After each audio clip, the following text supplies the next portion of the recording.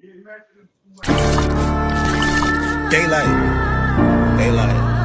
mobbing on earth, boy, and we for life. Ain't this the part where I separate the king from the pawns? Chestnut checkers, nigga.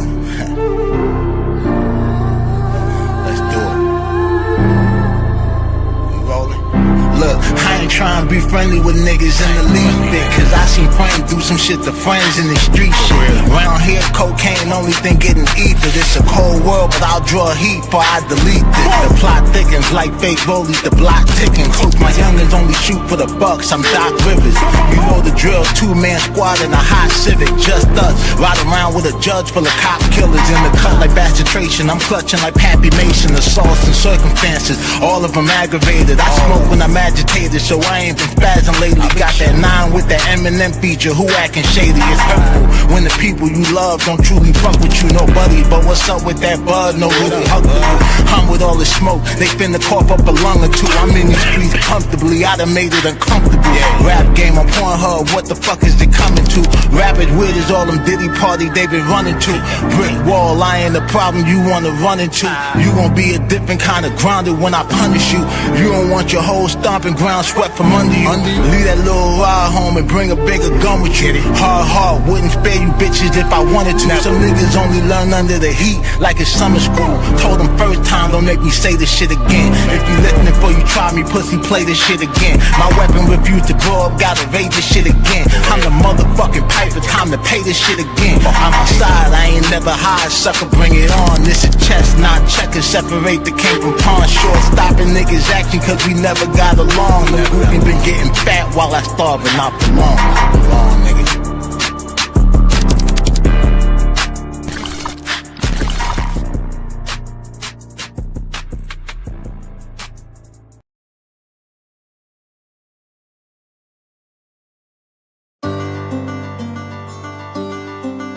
Daylight, mobbing on earth, boy. Showtime. Hey. D-Mark got that heat. Curtain call, let the show begin. I know it's hurting y'all the way I'm going in. I need a murder dog covered for the times I was killing shit and y'all ain't know it then. Working hard, long hours in the trap, in my bag like some dope again. It's that blue magic, no Nicky Barnes cut. Niggas know who I'm doper than.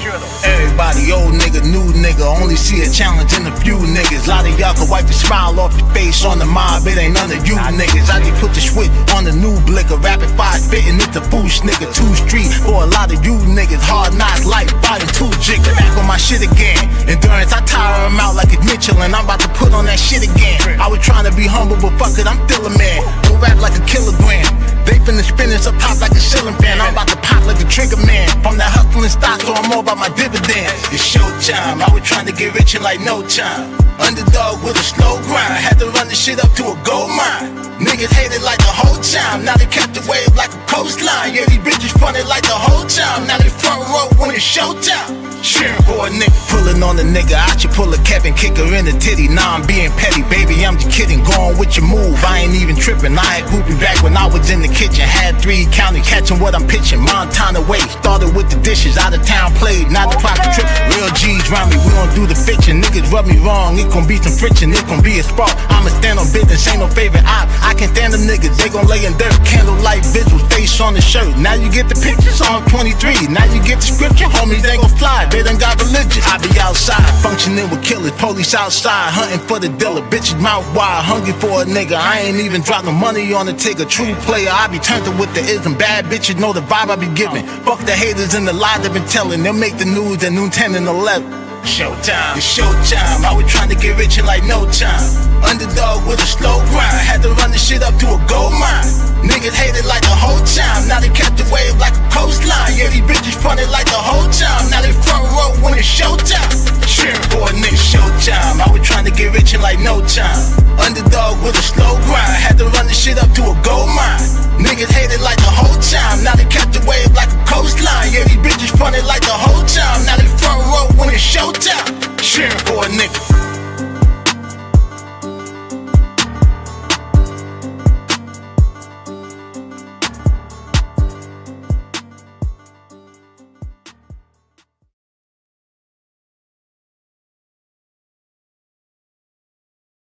Oh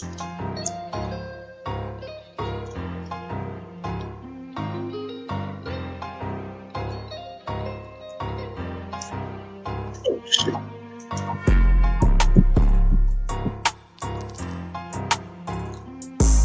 Yeah.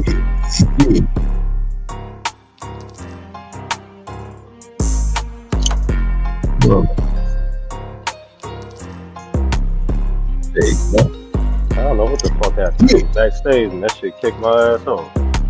Yeah, shit. I thought I did that. But Nah, I said something went wrong and started that Spanish shit. Music. Yeah. Hey man, Shay man, it's your boy DAA man, Daylight TV. Back at y'all with another MAFIA material Mobcast. Episode number 41. Got my bro host World Pest in the building. World, what up? What up, though? What up, though? Just more of it. Just some more of it. Friday. This is actually our last Friday show of the year. Because by next Friday, it will be 2026. So, last Friday of 2025 on the MAFIA Material Mobcast. You know what I'm saying? Yesterday was Christmas. Hope everybody had a good holiday and shit. That's crazy. We gave y'all last Friday before Ice Cube. You said what? That's crazy. We gave him the last Friday before Ice Cube. Ha! Hell yeah. That's dope. Fucking right. Fucking right. But yeah, man, we got quite a show today. Show for show. You know what I mean? Well, how was your Christmas though, my nigga? It was good. Chill with my kids for a minute so they wore my ass out. And I had to go down and lay it down. Yeah. We missed you yesterday, man. Shit, nigga, you got to bring them damn kids. Huh? I was leaving around them damn kids.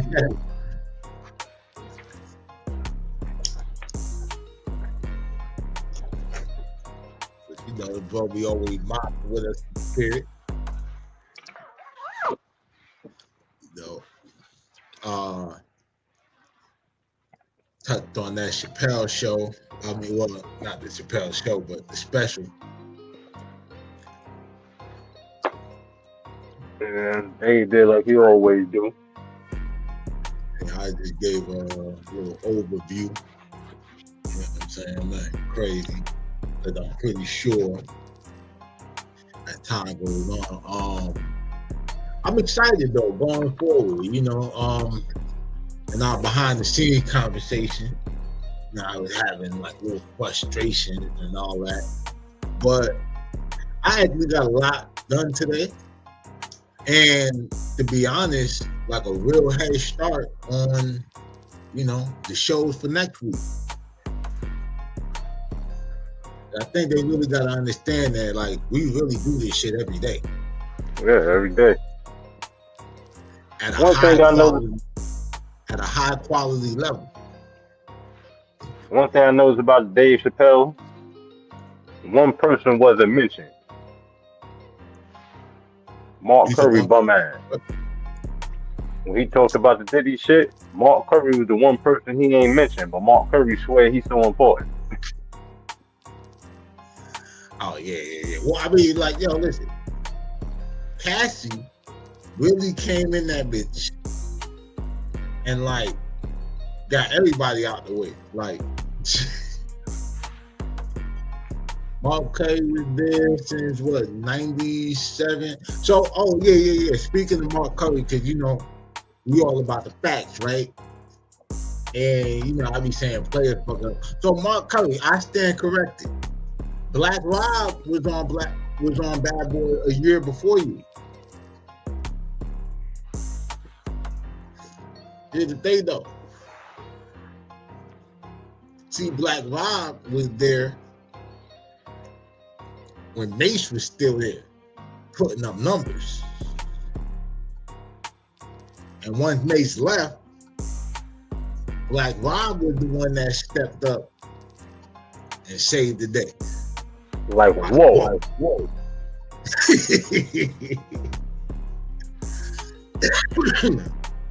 What did you do? While Black Rob said, okay, Mace gone, all right, yo, I'm gonna hit you with that flame. You know what I'm saying? What did you do? See, listen, I can recite some Black Rob back from the No Way Out album. Remember, Black Rob had a few joints on that. Uh-huh. I remember he met this chick uptown on Dykeman. I think. Talking how she met the club with businessmen. Mark Curry, where you was at? You wasn't on Dykeman? You wasn't in the club? You wasn't in the club with her? You remember that shit? That shit, Hell right? yeah. All I know is Dyke from Best Style, all inside. Yeah, that nigga Black. Yo, son, all I see Black Rob, nigga, Gemini Gang too. But that nigga was cold, bro. That nigga was cold. That nigga's storytelling was underrated, in my opinion. Like, I don't think, like, niggas really, we might have to do a piece or whatever, unpack some of, yeah, we're gonna have to do one on Black Rob, man.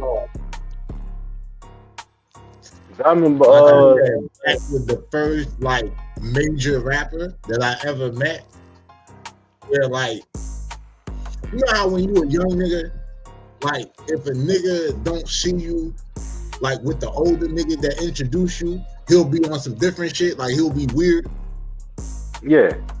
That nigga was never like that, bro. Like, if that nigga saw me somewhere by myself or some shit, that nigga used to holler Gemini. I don't even think homie really will remember my name for real. Like, I'm not even making it like we was super close. It was just that every time I seen the nigga, he always remembered and, like, you know what I'm saying, just show the nigga, you know what I mean? Yeah, he gave you some love and shit. Yeah, he gave you some love and shit. And this is, and mind you, bro, I'm telling you, I'm meeting this nigga around 2000, 2001. So this is still like whoa era. You know what I'm saying? Like, see, man, that nigga was always solid. Real nigga. Like, we know Black Rob was actually out there.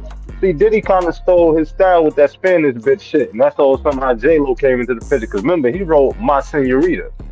Mark Curry, what the fuck you wrote? Oh, he had that joint. Remember that shit? That Donnie Spacio. Like, you know all that shit? Yeah. So, like, that nigga Black. But, I mean, he from East Side, nigga. El Barrio. So, like, that nigga was the first nigga that we really, outside of K-Slate, that was the first rapper when we heard saying East Side, El Barrio. Mm-hmm. For real. So, and Jimmy's supposed to be from the East Side. I ain't gonna front. I looked at the interview. Jimmy kept it 100 about our nigga Loon when he had to get out of there on our nigga Loon. Said he was in high school, he bagged Loon bitch. Nigga ain't know who Loon was. Nigga said when he found out who Loon was, nigga told him Loon was outside with 30 niggas. Nigga said he had to slide out the back of the building and hop in the cab. Yeah, nah, Loon was definitely outside nigga. Yeah, you know he Loon official crypto. Yeah, I heard that. His real name is Looney Tunes. That's what Loon is short for. Okay. He I think he Mansfield Crip or how to make sense. I forgot. I gotta look that shit up. I did looked at the interview and shit, did some shit on Loon. And then I found all that shit out. Loon official though. Loon official. Young Marcus, nigga, a lot of niggas be trying to fun on Loon. Like, I didn't know too much about Loon, like, in the street per se. I just know that the nigga was outside because remember when I told you that story how when I had the nigga TY in the group and we were doing the hustle hard shit Yeah. Like we spell hustle with $2 instead of a T, so it was just $HU $LE. Yeah. So that was the group, and shit. When I got rid of Pressure, I still had Pace, and so it became. And then like I kind of to get the production deal with Big Man and them, I became the third member of the group, even though I wasn't trying to rap. I was just trying to finance and do the whole shit. Even so, Big still got some of those records. You listen, every time the nigga Pace rap, he always rap about me having the bread. Like it's always like something. It's always like I'm the briefcase nigga. Like you understand what I'm saying? Like in every round, you know what I'm saying? It was like that. So like I be telling niggas the receipt game is crazy because I can just let you see other niggas saying the shit. And I'm not ghostwriting for these niggas. Like the main reason why I even backed they whole play like that was on the strength that these niggas could really rap their ass off. Paige was really better with the hooks for real. Like, you know what I mean? That whole BNP shit, man, could have been some shit. Cause nigga, we had a reggaeton nigga, we had a rapper bitch, an R&B bitch, an R&B nigga. You understand what I'm saying? Like producers, all that shit. But you know, niggas egos and shit. And niggas got an ego about some shit I'm doing, and I wasn't even really doing shit. Oh man, but yeah, that shit. I don't know, man. Man, rest in peace, Black Mark Curry. Mark Curry, you gonna end up on the platform, nigga. You might as well just set the date, nigga. Nigga out here writing books with Diddy on the cover. Cause not for nothing. You know you fuck with the MAFIA material, Mobcast, nigga. We be seeing you watching us, man. Like every time your ass be tapped in. But and I'm not even saying, listen, bro, to be honest with you, watching us is the most real nigga shit that you doing right now. Oh God. You know what I'm saying? Cause this shit, to be honest with you, here's the funny shit, Mark.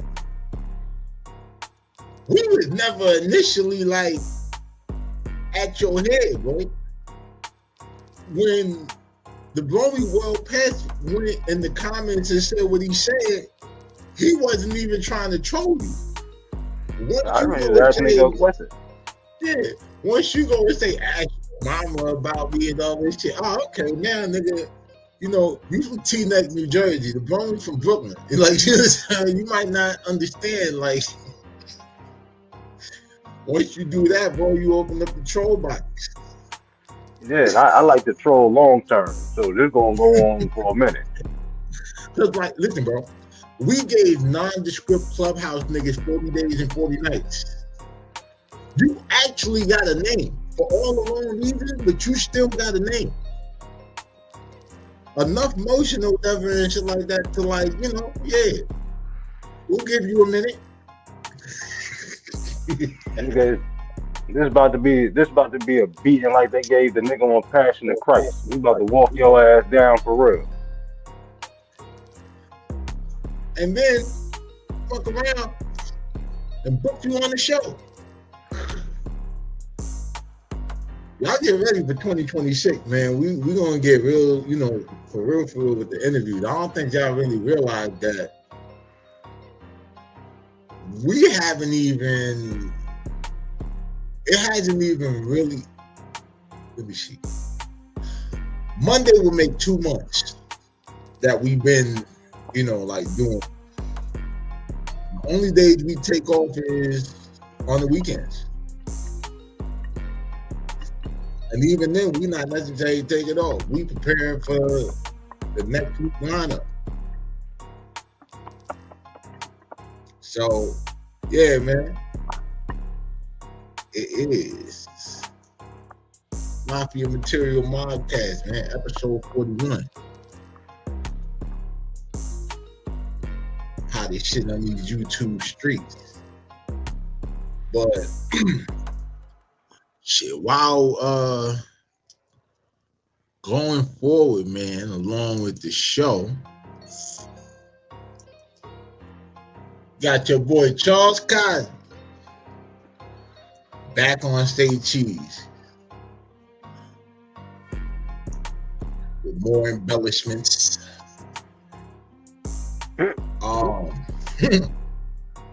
More Fat Joe stories. He worked in Fat Joe. But at least, like, Fat Joe was actually, so look, here's the whole thing about it. With Fat Joe, at least we know, like, the nigga was actually on the scene. Right. We can't say that. Yeah, like we know, okay, it may not have happened the way he said it, but he was definitely there, and a variation of what he said actually happened. So nobody disputing that there was a standoff. Nobody was disputing that he told Young Buck what he thought about 50. Young Buck didn't even dispute that Joe kept it gangster and was ready to get it popping. It's just sometimes, Joe, you just gotta throw the cap in there. And I think, Joe, when you started seeing the comments, when you started reading the comments, and you saw the Cap Joe thing, and like it was making people, like, people were talking shit, but it was making them watch, you said, what can I do next? How far can I take this shit?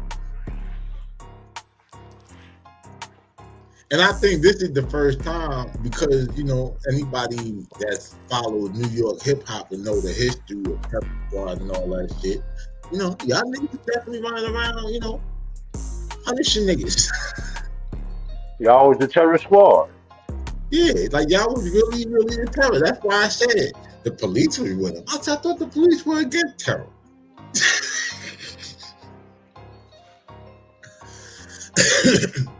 So this had to be pre 9/11. Yeah. Well, no, actually it was after, because the DJ Don Juan. Nah, I know it's 2001, but I'm saying they against terror, so they was the terror squad. This had to be pre 9/11. Word. But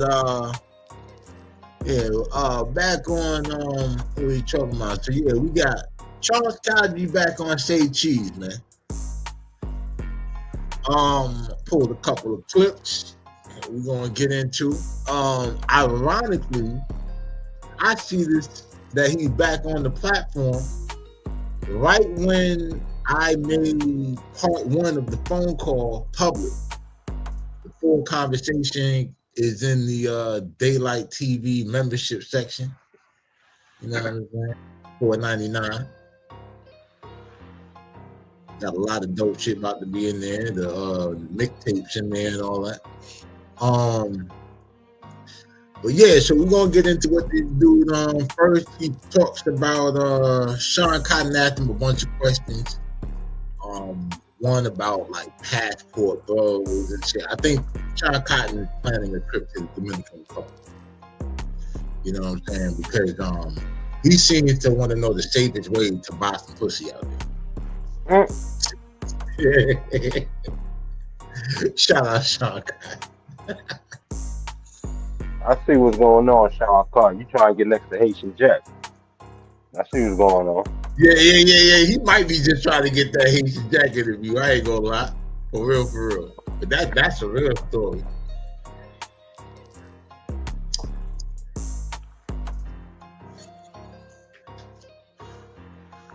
Shit. But yeah, so we gonna get into this first clip. And this is interesting because Sean Cotton starts asking him about, like, he's seen all this, he touched all this money, what actually makes him happy? And this was his answer. Makes you happy. You've seen everything. You experienced everything, from the goods to the bads, to traveling across the world, seeing everything, seeing every type of woman, from being shot at. So, I mean, what really makes you happy? Because you've seen everything. You touched $1 million, few $1 million, everything, ups and downs. What makes you happy?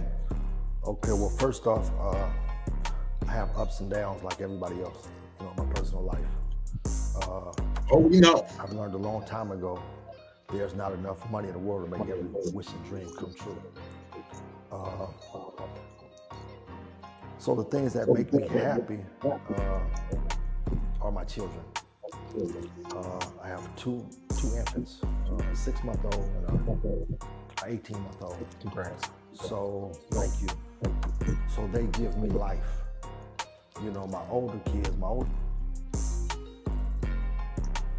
the feds probably would have gave your ass life if you didn't know how to run your goddamn mouth. Shit, his kids make him happy. I know one kid, the only thing he gotta do is give him a bucket of chicken. He'd be real happy. We gonna get that. Yeah. Oh, hell yeah. Yeah, listen. Your kids, speaking of your kids, nigga, we gonna get it there. Well, watch this, he keep going. So mine, you just said, he got a 6-month-old and an 18-month-old. I seen pictures of all of them because, the people, his little fan club, there's certain people who still follow him on Facebook and shit. I might still be linked to him on Facebook or IG, whatever. You know what I'm saying? They would send me shit like, he claiming another baby or something like that. Now,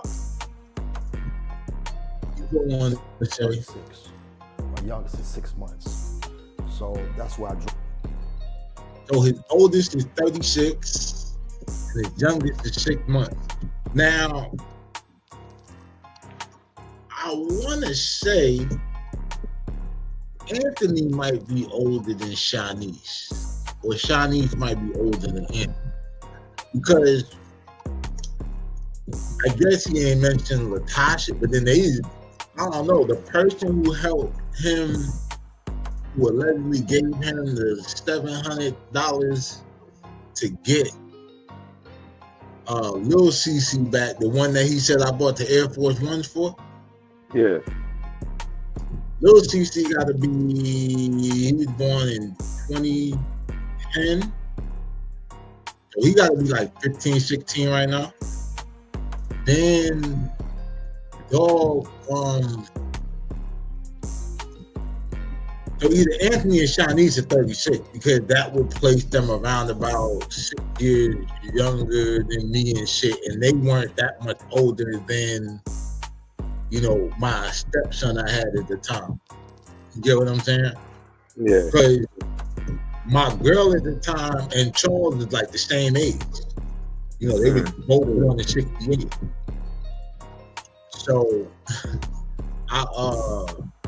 so like that gotta be one of them that you talking about. And then, after Latasha died or whatever, but the shorty who helped him get Lil CC back. Yeah. She told me that the oldest daughter, the one I said that passed away at the Five Show, turned out like she wasn't his or some shit, and that he was just claiming her because she had bread or some shit like that.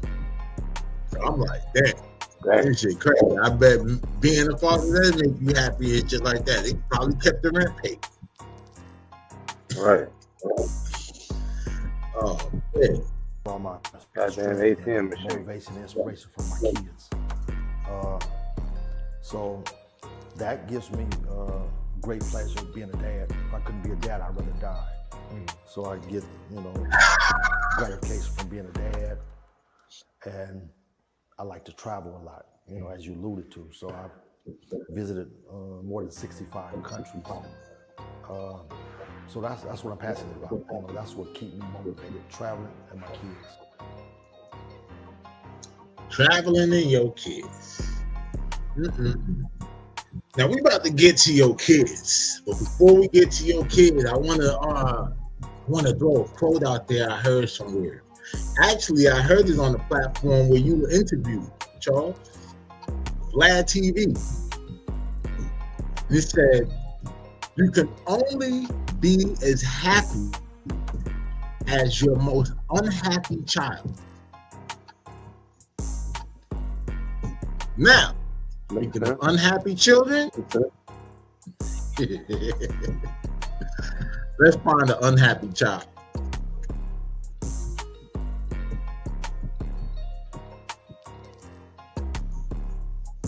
So this is your son's TikTok. Anthony Cosby. You named him, you gave his first name is your middle name. Yes, you are Charles Anthony Cosby.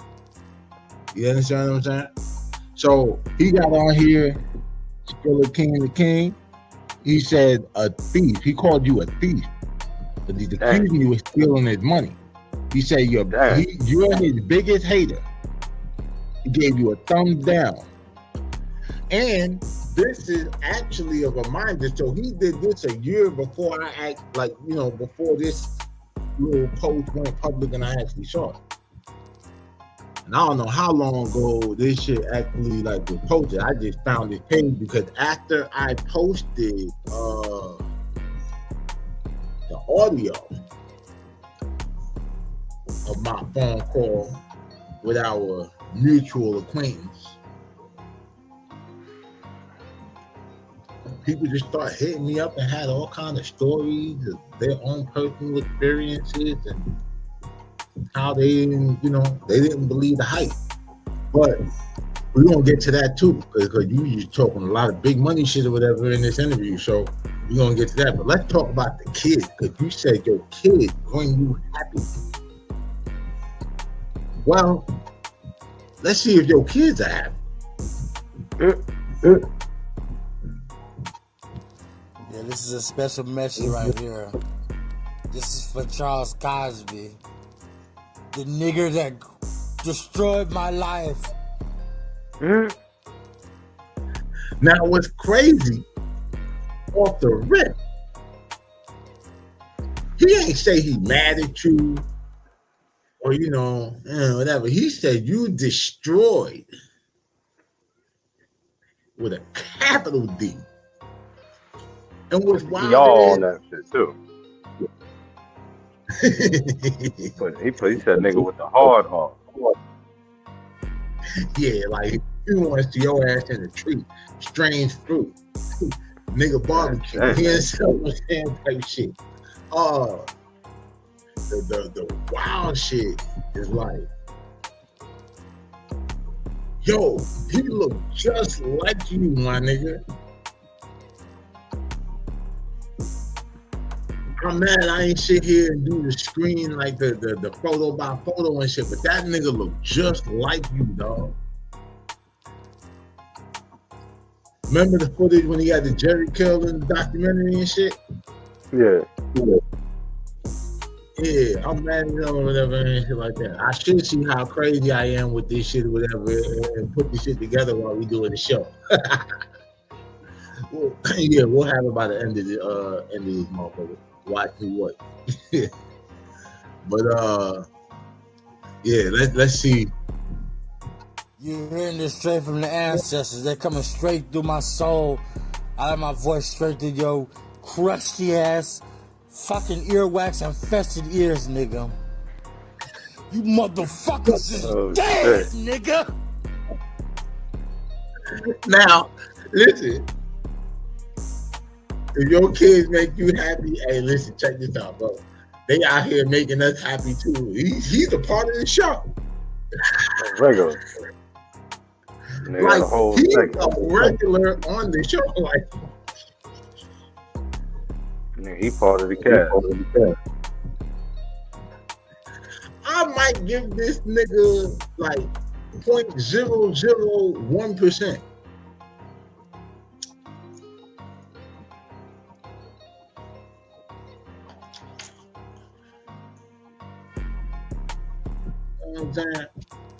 Yeah. Or yeah, I'm not going to or whatever and shit. I could live if I fuck up and I legally bound myself. If that nigga is 0.1%, I'm good. You got it. I'm gonna pay you in cane chicken. What? Shit, Hey, and I know you love that coleslaw. A year's worth of chicken and coleslaw, nigga, with biscuits. Shit, With what they call it, some fixings. that'll be payment for a season and in advance on next season. Your ass a bucket of chicken with some fixings on the side, nigga. I'll buy you a sleeping bag. Get your ass a motherfucking ball. I'll buy that nigga a sleeping bag and a goddamn the scooter. Oh, he lit. Get that nigga a fucking RV so he can live behind King's chicken. And You we're ain't gonna even gotta leave the tackle. parking lot. Hey, we're gonna tackle with Mark Curry and get your ass a solar panel.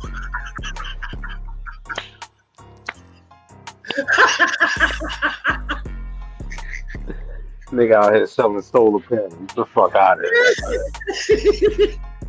That way you can charge your. I should call that nigga and get some solar panels installed on my shit and not pay that nigga. Bum ass nigga. But shit, yeah. This is what your kids is out here doing, nigga. But you know, if you couldn't be a father, you'd rather die. You know, let me tell you like this: if I was a father, I'd rather die than my kid be out here like actually making these type of videos about me, especially in the parking lot with your shit off. He might be in the bathroom of the King's. And they're washing up. Got the whole bathroom smell like outside. Nobody go. No, none of the customers want to go in there. None of that. Why he in there? They go in there. There's some big black man in there washing. Talking about motherfuckers is dead, nigga. You got everybody scared to come in there now because they think something going to happen. That nigga ain't even. He ain't even in there washing up with body soap. That nigga in there washing up with dishwashing liquid. Fat bastard. Watching over the shit you got to push. Nigga washing up with Dawn dishwashing liquid and shit. You using the hand, the soap dispenser and that shit. Washing up in foam. Nasty ass nigga. Running around looking like viscera. Yo, I keep forgetting to put a picture of him and Bitch next to each other. Oh shit. Yo. And this is the Kingpin's son. Get the fuck out of here. Let's keep going. Let's see what else your kids is up to, because you love being a dad. To everyone except this one. Oh, this Shanice. Now, you might actually like this one because this is kind of where you decided to make our beef, you know, like, I don't even call that shit a beef. You know, you wanted to beef with me, I guess, but I ain't fucking with you, nigga. Now, this is where he said, never forget I had your back. I was still sliding for you even after the false accusation. Remember, that let me know you never gave a fuck about me. So, the little birdie on the phone call told me that this was about y'all accusing him of essaying one of Shanice's kids. Now, the crazy thing is that their mama died. Now, I think that's the money you talking about. Like, maybe she left him some money and shit, because I know Shanice, supposedly, that's where she took over the apartment. Don't blame me, because this is the person that y'all sat here and were talking all that shit about me to. And the whole time, they running back and telling me shit. So, I mean, hey, look, who are you really mad at? Let me explain something to you, my nigga. Just to tell you how like, little you was on my mind, nigga.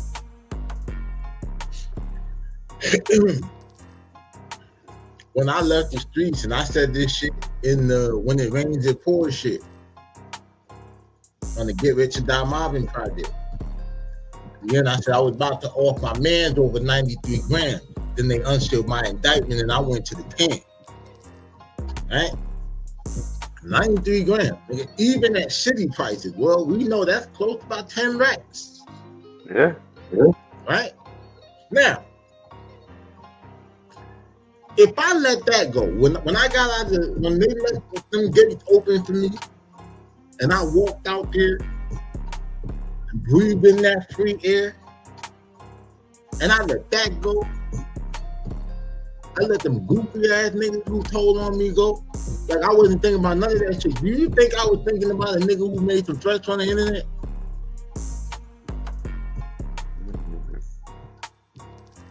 You think I would totally give a fuck? Boy, you would not the slightest thing on my radar, my nigga.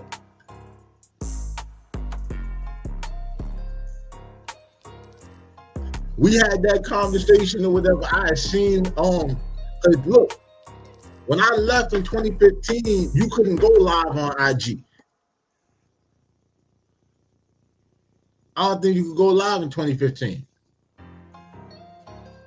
When they start IG live, let me check, make sure I ain't lying to you. Yeah, I don't remember before that.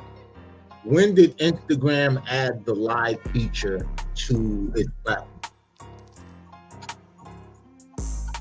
Instagram introduced in the live video feature in November of 2016.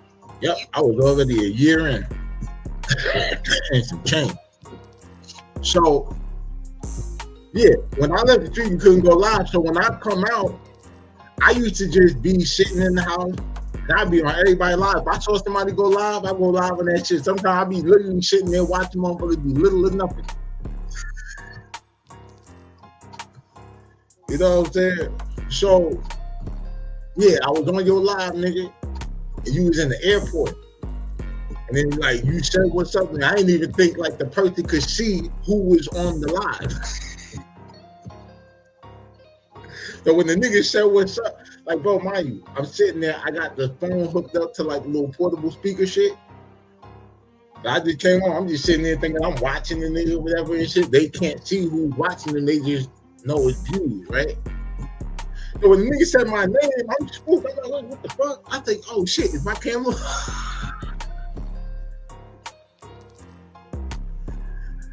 So, yeah, my nigga, and then when he's like, oh, y'all back cool, dude, like, and then, cause I already knew about the shit that you said in the little jail letter, but, hey, let's see what else we got on this video, though. King, the king. Man, you know this is, man, the king, the chosen one. How long you did? Man, I do this. Let me see where I'm at, man. It's one love, man. I love Kings. Ooh, they got some good ass food. Got that good, what's that? That coleslaw. You did? With that three. Coleslaw. You know that boy love that coleslaw. Coleslaw in the air, man.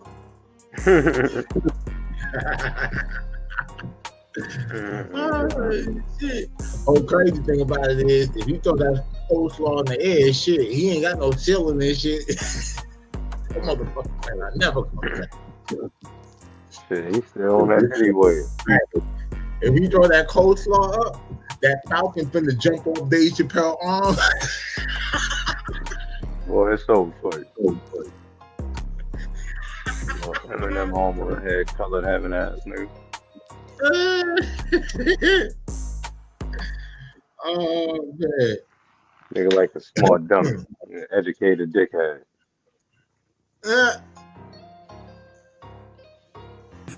Finger with that sauce, that special sauce, with that the French. No, this ain't no French bread. With the Texas toast, bro. I ain't gonna lie, I fucking love that food, bro. What's up, Kings? From Cocaine Cowboy to King One thing Chicken. about me though, right? I always come back on the top. Chinese, remember when we used to always watch people? I always come down on the top. And That was our favorite movie together. Remember, Pippi Longstocking was like, I always come back up on top. Yeah. No. Oh shit. Hey yo, why don't you love being a father to Anthony, Charles?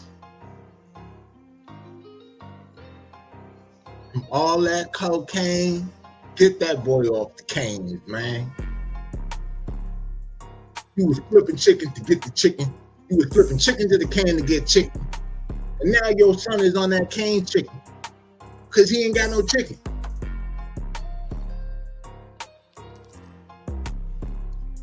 Boy, I tell you like this, whatever. If I don't feel like remixing the Project Pat record right now,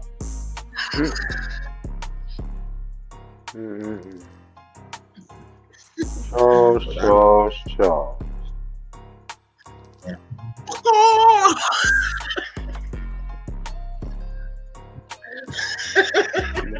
You ain't Tony Danza. You ain't Charles, not in charge right now.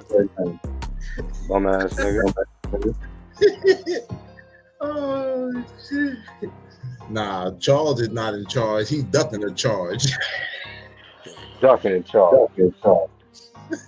He telling to be the charge. Right bastard. He said, my tongue is way more powerful than any lawyer. What? Nigga said, I know a lot. I can tell more. Nobody knows the telling I've done. Yo. Nobody knows but me. And the United States prosecutor.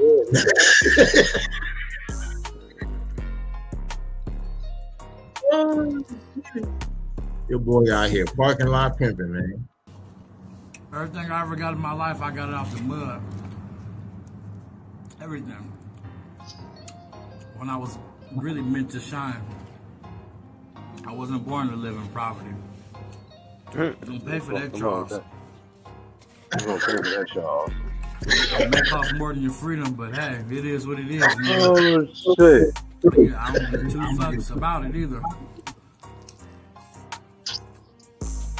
I really don't.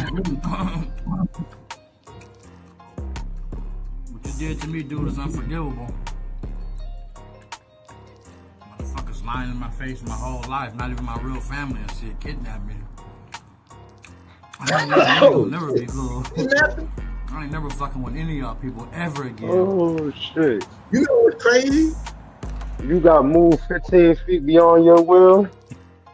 You must ain't have no chicken over there where they was trying to get you to. Then that's when the situation got hostile. 15 feet across the hotel parking lot. You know, I don't know if I mentioned it the last time, but there was a point where he tagged Cedric Cornelius on Facebook and said that I had to fuck your little partner up. You know what I'm saying? And he said like he came to the house and he was violent or some shit like that. And yeah, dog, like you know, you moved in 15 feet then probably. But then who knows and shit like that. You might have been lying. He might have whooped your ass. He seemed like he was on PCP or meth or something like that or whatever. And I ain't gonna lie, like, you know, them motherfuckers turned into like superhuman and shit. It's like you can beat their ass and shit. It's just that you're gonna be there for a while just trying to keep them down. Like they gonna get all the damage. Like there'll be nose bleeding, eyes swelling up. They just keep going. Like something is disconnected in there. Like you don't know you should stop. Oh man, but this is your son, dog. Your offspring, nigga. Put that on Jesus Christ. praising chicken wings, nigga. Once you cross me, you ain't never no coming back. I don't give a fuck who you is, what type of relationship you thought we had. I ain't fucking with y'all people no more. So I'm gonna save you a trip. Just stay where you at. I go for anybody.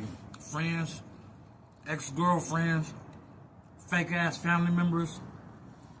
I'm cool, blood. Leave me the fuck alone.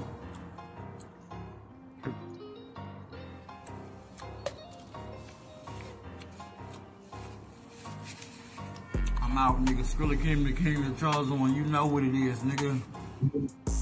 Bitch. Don't do a lot of interviews. So now, what's interesting is this that I found. He talks about his interview strategy or his media strategy.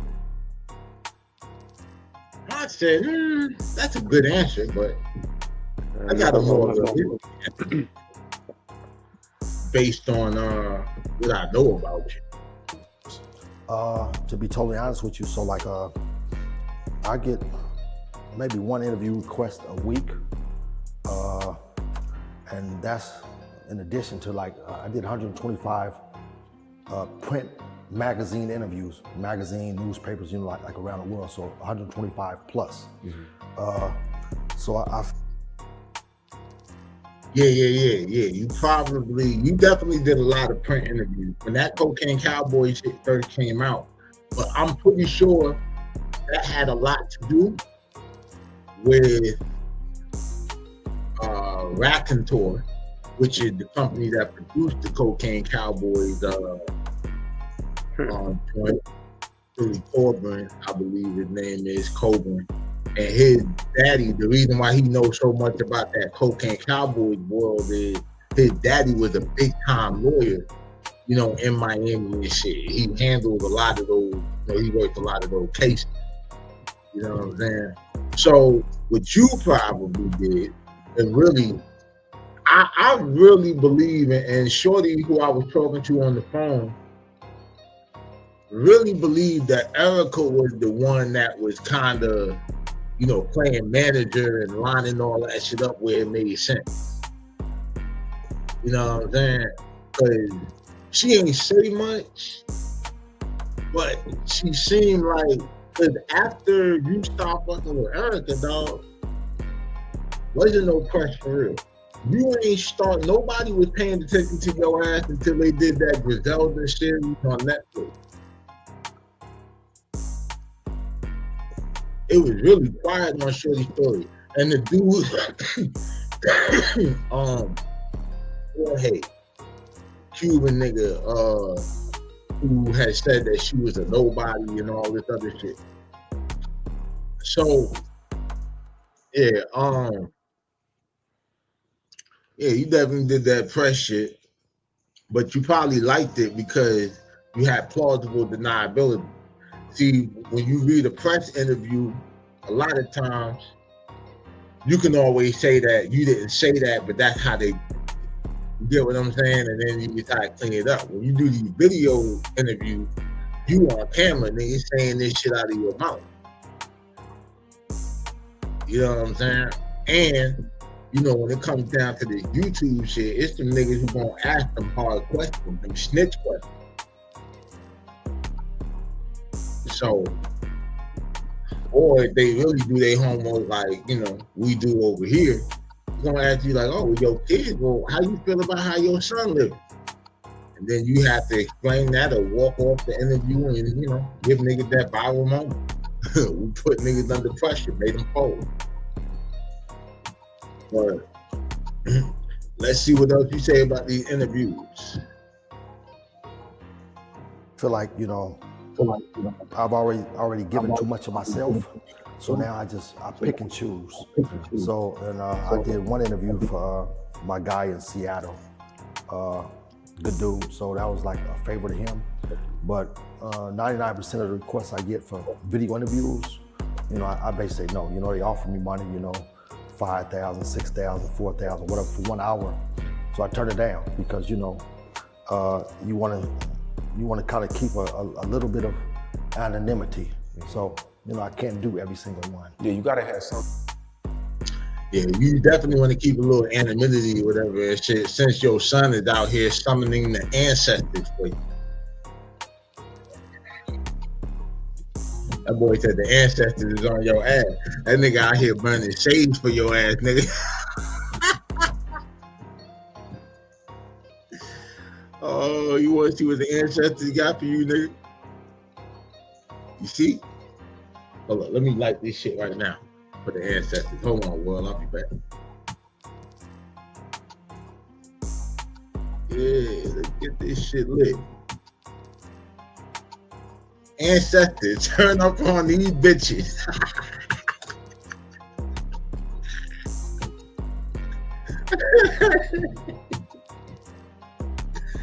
I ain't got no fucking shit, dude. Oh, God. Yo. Well, what's wrong with this nigga, man?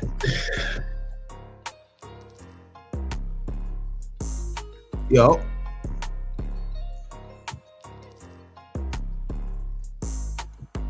Yo, what?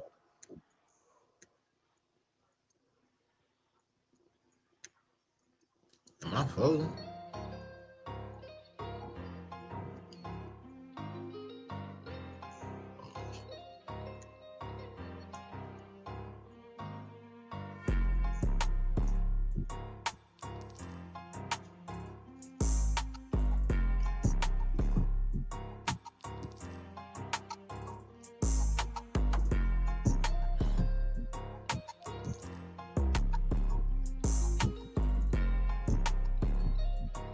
Yo. Well, give me a mic check. Yeah. You might be able to do something good about it. You might not be able to do nothing good about it, but you know, Charles. I ain't hear you for a minute. Nah, I ain't hear your ass for a minute. Damn, that shit was going in and out. Fuck. Nah, you good. I was just making sure that I was like, I didn't know if this shit froze up or what. You know, sometimes this shit be doing that. Yeah, I don't know. That shit kicked me out twice earlier, some shit.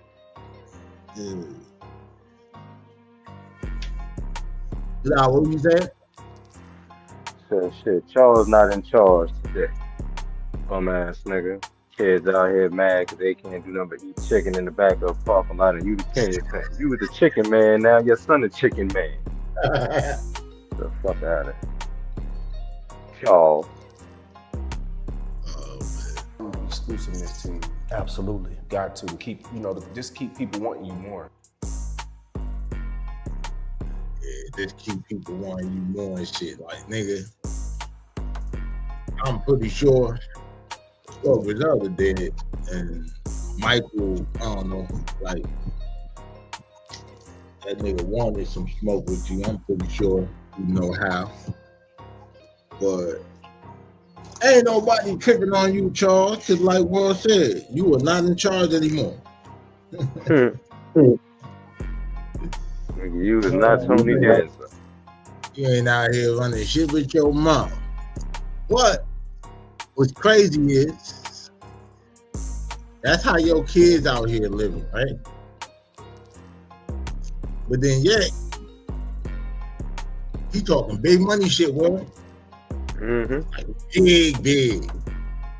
Watch this shit.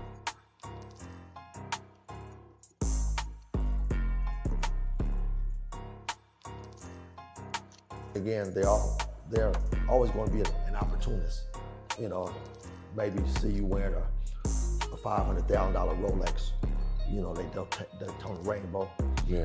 And you know, that's more than a lifetime salary for him. Yeah. You know, just one lick. I'm not a watch guy. Put that up again. How much is that? That's 500,000. Oh my. Now, it's a rainbow Rolex. I'm glad because it looked like it fits. Because man, I didn't even know this shit or whatever and shit. Like, I don't be really paying that much. I'm really watching for the information, right? I didn't even notice the whole shit about the watch, like on Vlad, when he kept fixing it and adjusting it and shit because it was loose. I didn't notice it until the comments. You know, the internet is undefeated. The niggas gonna know everything. So I'm like, that's why I put this shit in the song. Vlad asked you about the time you was snitching to the cops. All he said is what had happened was and fiddling with his watch. And everybody in the comments like, nigga, fix your watch. I can't make this shit up, bro. You know what I'm saying? But yeah, $500,000 watch, but your son is in the parking lot eating chicken, saying that you stole his money. I want to know which one of your wealthy, fanned out friends loaned you that watch, or better yet, that nigga went got that shit on Canal Street. And he didn't get a listen. Here's the whole crazy shit. He got the version. It's like $1,300, and so this is kind of cool. I get to kind of kick a little watch knowledge and shit, right? So here's what's going on with a lot of these Rollies and APs and Paddocks and shit that you might see out here, right? So what niggas be doing is they'll take the Rolex movements, the mechanics and shit, the thing that actually make the watch and all of that shit work the way it does and all of that shit, right? And they'll put it in there and then they'll replicate the case, the band, the whole shit. And they've got to show it, like you really can't tell the difference from the naked eye. Like most jewelers don't know until they really crack that bitch open and they realize that it's an aftermarket, these are all aftermarket parts, right? So technically, you'll have a Rolex that don't tick-tock. To the naked eye, it looks like a Rolex. And the person probably paid anywhere between, on the low end, $800 to about $3,500 on the high. So, you know, on that, like, so the thing I be saying is, even if you see somebody with the shit, just know they have actual Rolex or AP mechanics. It's just that the bracelet and the case and all of that shit is not authentic. And they at least paid a couple of dollars, at least a band for the watch. Because you really got to shop around to find like that 800 shit. You really got to shop around and just know where to like find a little bargains and shit. You know what I'm saying? But and then most of the time niggas be doing that shit on like some wholesaler shit. Because what most people don't realize, even people who sell real Rolexes, like niggas aren't making thousands of dollars off of every Rolex sale. Like for the most part, like maybe in New York City they do. But in other markets and shit, like if you go to like Detroit or Florida, Atlanta, like any of these other places, they don't make that big of a profit. Like no bullshit. If any of y'all were really shopping around for a Rolex, the smartest thing to do is go outside of New York City. Niggas that had your ass out here damn near paying 20 grand for a fucking bluesy, nigga. But I don't know, man. Maybe one day. Maybe sometime like in 2026, I'll actually do like some watch content. Might even like let y'all see me buy one. You know what I'm saying? Like, I'm gonna buy different shit just so that y'all can see like how the shit, you know what I mean, how the game really works. But what some of y'all favorite rappers is doing. But yeah, back to Mr. 500K watch. God. This rose gold, Daytona. They call it a rainbow. Sick. 500,000. That's $500,000 plus. Yeah. All the Rolexes in the collection or whatever, you got the rainbow. Especially after all that shit Shorty said about you. I mean, after all that shit that you said about yourself. I bet your daddy would have loved the rainbow Rolex.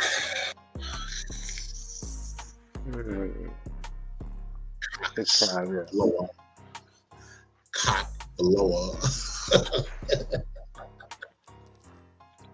Nigga got his own personal straw. That's crazy. So let's go back, because one of the highlights of our interview was Griselda making you a millionaire in 45 days. How do you manage that money? Yes. How do you handle that? Because a lot of people, their first time getting a big lump sum of money, they're running through it because they're buying everything they fantasized about. Well, so like when I first started selling drugs in 1984, this was my goal, to accumulate $1 million and buy a house on the hill for $200,000. And I would never sell drugs again. That's what I told myself, I convinced myself. So when I made $1 million, as you alluded to, 45 days after my first visit with Griselda Blanco, so I'm like, damn, if it was that easy, I want another $1 million. So you can never just walk away. So you go get another $1 million? Oh yeah, and it was easier to get the first one. And then the third one is easier than the second one. Yeah. It's a process, over and over and over, but it comes quicker. What's your spending habit like at the time? I ain't gonna lie, I ain't never $1 million at a time. I'm pretty sure I ran through, you know what I'm saying? I fucked up a lot. I mean, I wouldn't even call it fucked up. I enjoyed that shit, you know what I'm saying? But, but one thing that, the broken clock, right, twice a day. Once you develop a hustle and you get into the process, the habit of making money and shit, it does become easier because you have a lot more resources than when you first started. So now you just kind of have a steady, flow. You just got to make sure, all the people who kind of help generate that whole process, that whole economic ecosystem is healthy, But see, you was operating in somebody else's ecosystem, despite what you're telling people.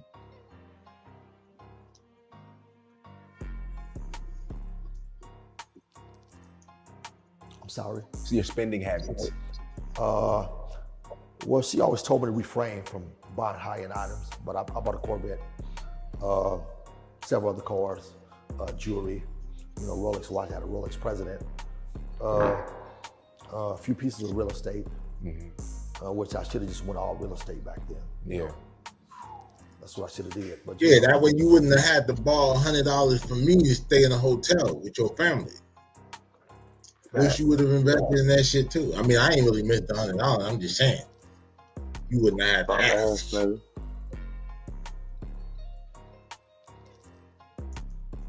Sometimes you just think in a moment.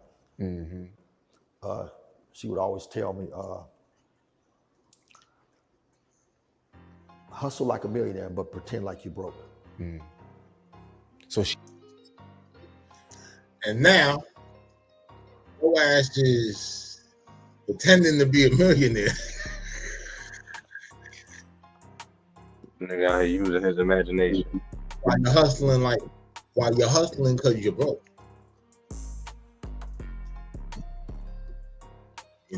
Like, my nigga, when we was cool with Charles, I never cared about your money and shit like that. That's why it took me so long to realize that at the time, you ain't had none. When Rush told me that shit, I was utterly surprised. Yeah, I knew you were probably giving him bread too and all that. I'm like, what? I'm like, nah. And so I find out, according to him, like he send me like a G at a time and all that stuff. I'm like, oh, this nigga. The whole time he running around throwing up, mobbing on Earth and shit. Talking about boss mobbing and shit. Then you should have paid the boss, nigga.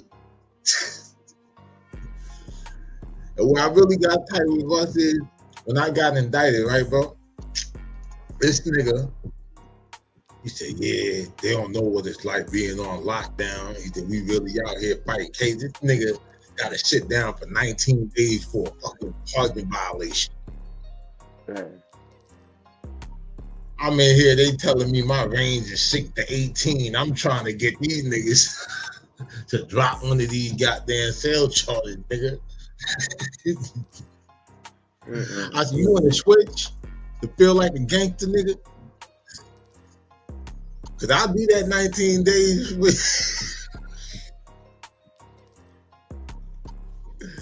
Oh man, yeah, that's when I like really got tight, man. You know what I'm saying? I just really realized, like, yo, niggas think life is a fucking joke, man.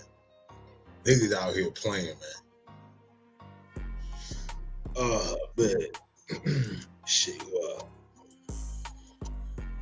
She didn't like you becoming flashy. No, she said it brings unwanted attention from not only your enemies, but also the federales or the FBI, federal government, DEA, whoever. Yeah. Like, do you slow down? No, because like, it's just like with sex or alcohol or drugs, you become addicted to it. You know, you become addicted to it, and every day when you wake up, like, it's time to go get this money. It's time to go get this money. And it comes so easy. So you addicted to the money. You wonder what your son is addicted to? Because I'm wondering what he's addicted to. The boy clearly on some type of drug, bro.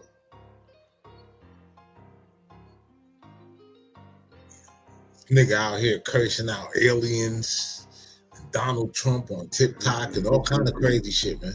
Talking to dead people. Talking to dead people.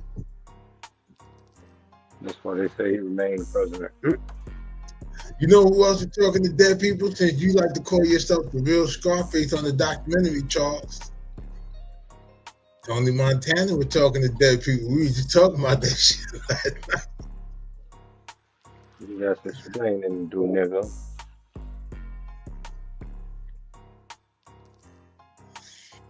Charles.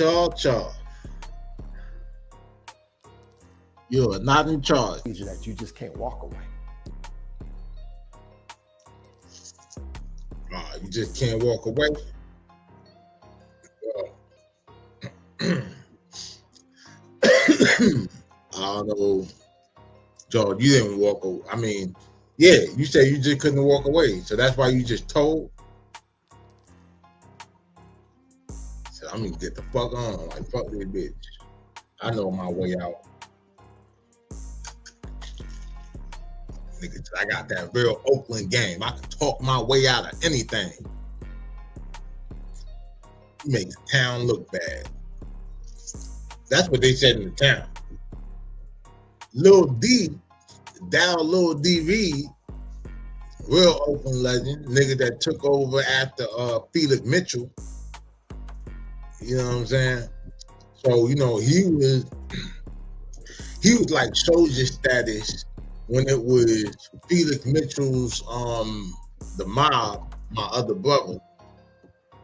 And it was Funktown USA, and it was Mickey Moore's crew, the family.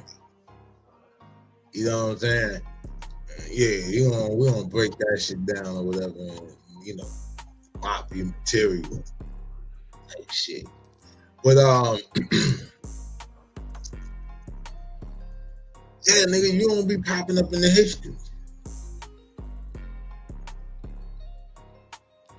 Lil D said, who was Charles Cosby? That's what he said.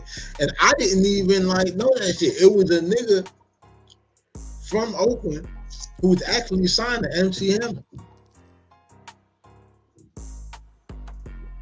that told me that, you know what I mean, like, that was out there.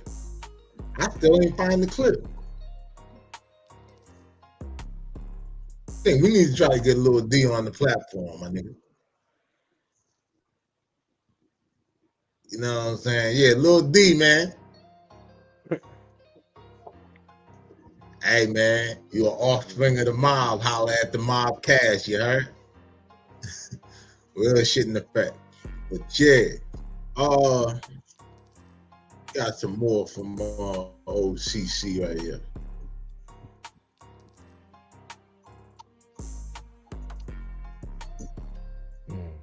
When people find these packages, are they done for turning it in?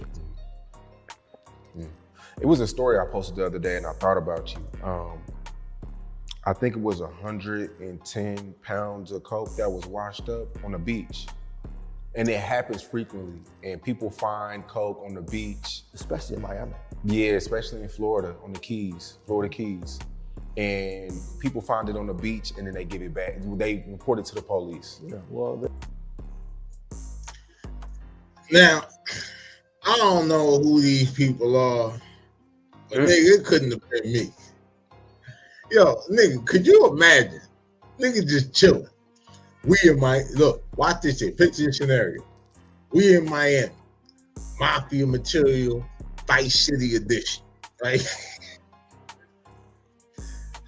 They say, oh, y'all can't smoke in here. All right, cool. Walk out to the beach. Nigga just chilling, couple bitches. And 100 bricks just washed up on the shore.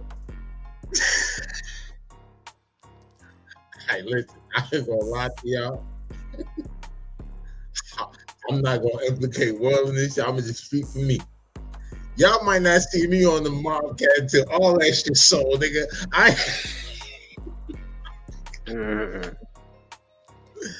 I am going to town. Oh shit, man.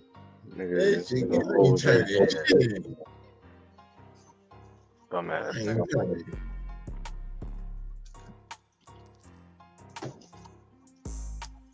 Nigga, I'll turn in my StreamYard subscription.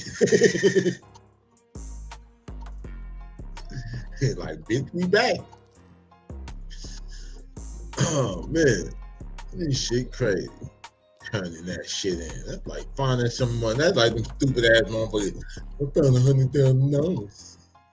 Not there today because it was the right thing to do. Somebody might need that money.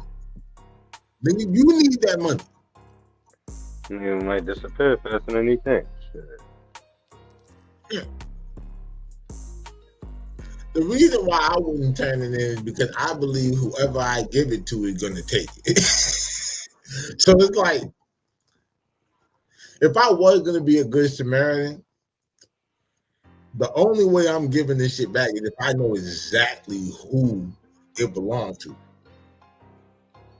But just to randomly say, like, I'm just giving it, like, oh, just turn it to the authorities, maybe you can find who it belongs to. Fuck out of here.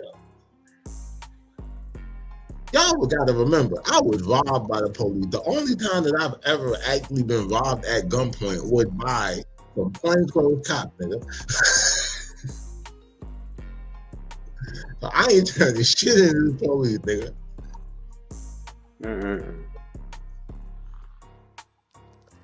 At all. Wanna be down. WDF, nigga, wanna be down.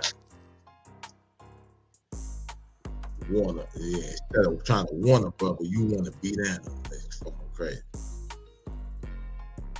Oh, like Brian Angelo. Fat ass nigga. Jelly bean. Fat ass nigga. And now we're gonna get back to this fat ass liar.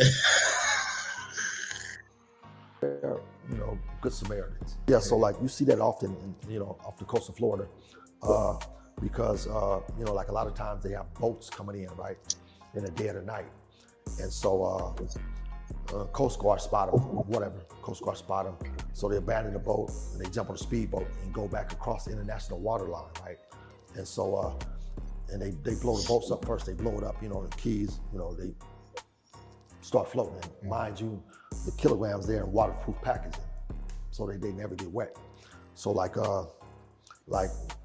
when we Now hold on a second. If you blow a boat up and it got coke on it, I don't care if it got waterproof packaging on it. That shit ain't bomb proof, nigga. Yeah, that's right. That shit for the blow the Boom. like Boom that shit. like the only way I can see it is if you just gonna start a fire and let that shit burn and then wait for the shit to spread to the gas where it blows up. But if the Coast Guard is on that shit, you want that shit to blow up as soon as possible. So more than likely, they probably just throwing a grenade in that bitch and it's just, now maybe one or two might, fly off of that bitch off the impact before the, fire get to it. You know what I'm saying? But yeah, man. And then by the time this nigga start fucking with this bitch, bro, the Mexicans have already been bringing that shit over for probably the last 5 years or some shit. Because like shit already got hot like on the coast and all that, bullshit. Like they was still bringing shit in, but Port of Miami, all that shit or whatever. Because I mean, even in the Booby Boys era and like 96 and all that shit, it was still, shit, that whole Zopound shit, they was still hitting licks at the port, in the 90s. But shit, this nigga, you wasn't no transporter. You was a mule once that shit was over here. Told you where to go. To get down. Tell me where to go. I got this thing called, when we was bringing it up, like up through the Bahamas, it's called the DEW line, D-E-W, Distant Early Warning Line, right? So that's what the Coast Guard used to track like aircraft. So if you fly low enough, like 100 feet above the water, you could evade the DEW line and you get in like that, and that's how we did. When people find these packages, are they done for turning it in? Well, in their mind, they're doing, the right thing because they're law-abiding. But if a street guy, like you or me or him, turn it in, he's a dummy. Shout out to him. Even today. That shit will be gone in one day. I promise you. I think Sean Cotton might turn it. Well, I don't know. Sean Cotton at this point, he know enough people. You gotta get rid of that shit. Like, a nigga say, hey, if you move this for me, I'll give you a cut, and I'll give you an interview on Say Cheese. These niggas just be like, hey man, just give me some of the coke. Like they want to use the coke and do the interview. Pay themselves in grams. He said, do it for the gram. The real one. The coca, not the enter. Hey, look, the coca, not the enter. Oh, shit. And I don't even get out. Yeah, it seems like those stories are really frequent. Like we report on that a lot. Good Samaritans turning in 110 pounds. Well, that's their civic duty. Yeah, and then sometimes the packaging has like a scorpion on it, or I don't know, like weird. Well, the different emblems on it that represent certain factions. Like say for instance, the Medellin cartel, they might have a scorpion.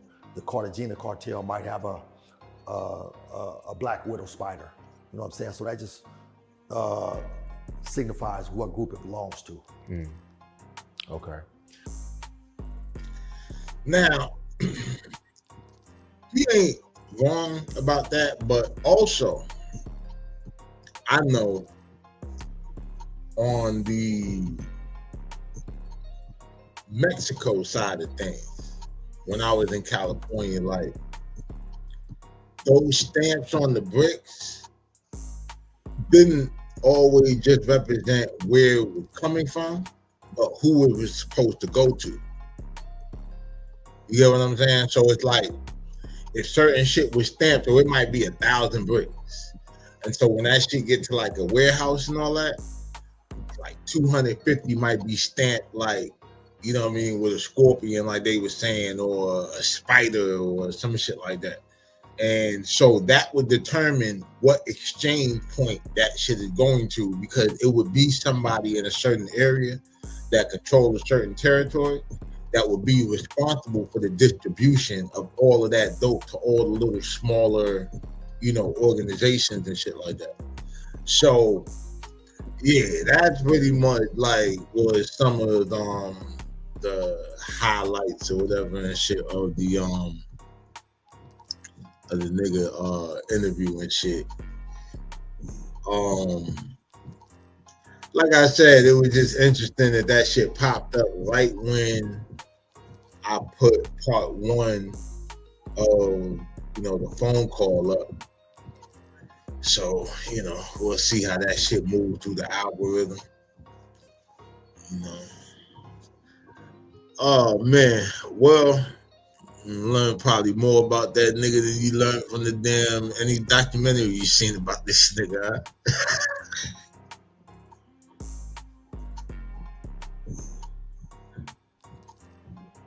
Yup.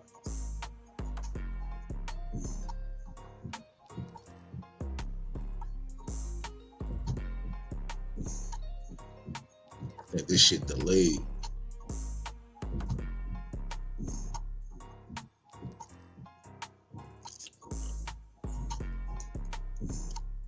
Shit. Oh, what else we got up here? We're gonna take a quick commercial break. We're gonna be back. Go get us a bucket of chicken. Oh, now you came back in. I don't know why that shit be so like delayed. It should be like delayed as hell. I ain't hear nothing you just said just now. I don't know what's going on with this shit. But shit, we're gonna take this little commercial break, courtesy of your bro, Black Jesus. Birthday was yesterday. We'll be right back, man. Mafia Material Mobcast, episode number 41.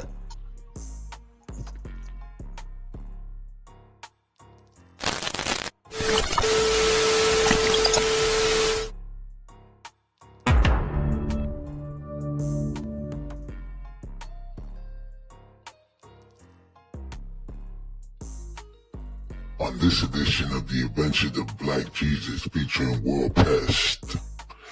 World Pest and Black Jesus make the trap say amen. You see that? Just a little heat and faith and the soda starts to change its ways. Keep it moving, keep it gentle. Transformation takes patience, but it'll rise up when it's ready. Pick your... While the work dries, Black Jesus offers some good game to some Mary Magdalenes. You know, water in the wine is cool, but conversation into connection, that's the real miracle. Preach. And if y'all ever need a little more light in your day, just remember, you're already radiant. Okay, Prophet with the smooth line. Meanwhile, World Pest is riding around, making collections, hitting bitches with 5-pound dumbbells. He hit my mother with a 5-pound dumbbell. I heard it. I heard the sound before I even made it up the stairs. She's in there fighting for her life right now, and all I can think about is that look in her eyes when she saw him coming. All went well, and the trap was full of joy until a punk motherfucker tried to run off with the bag. Yo, you can't outrun the Lord, man. Watch me. That baking soda ain't free, brother. I just needed it for cookies. And I just needed you to pay. Fine. Here. Keep it, but next time ask. Miracles don't cover shit. And what happened next? The bitch-ass motherfucker starts snitching. I might bring the $3 tomorrow. Next thing I know, that guy with the head wrap and some dude looked like Black Jesus came at me. He slammed a 5-pound weight into my shoulder. Black Jesus? Yeah, long hair, robe, sandals, real Messiah vibe. He helped. But Black Jesus refuses to go out like white Jesus. You gotta catch him first. Stop! Police! Hands where I can see them! Gotta catch me first. He's clearing the fence! Black Jesus spits good game at the police with great vengeance and furious anger. Oh! Hey, sir, calm down. Don't tell me to calm down, man. Y'all pulled me over because you saw a robe, huh? You think a brother can't be holy in his own damn neighborhood? Step back, I've been walking water since before your grandmama was born. I'm out here blessed. And in true miracle worker Y'all fashion, have a dispute. Black Jesus and World Pest make it home to trap and count up another day. Blessings keep flowing, brother. Keep it steady. Hey, man. You gonna hit this? Let the herbs rise. That's righteous. We're at 40 even now. Stack it high. We'll share what's left with the After people. the bills, yeah. Appreciate you, man. Always. Blessings keep piling up, 100 after 100. The streets still the same, but the shine different. Grace in my pocket, gold on my soul. Brooklyn, we counting miracles. Out here at the meet, sun's perfect. Got the 63 sitting clean. Watch this. Little switch tap, let her dance. Ooh, that's smooth. That's crazy, man. Appreciate it. She been good to me. Cruiser and a blocker.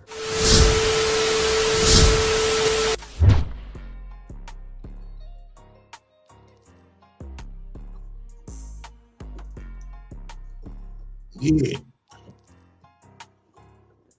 We back. Oh shit. Hold on. What the easy. This nigga was.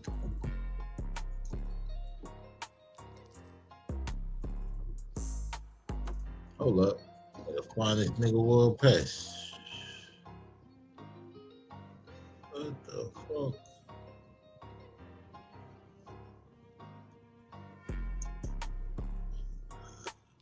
Shit, tripping. Oh, there we go. Yo. Yo.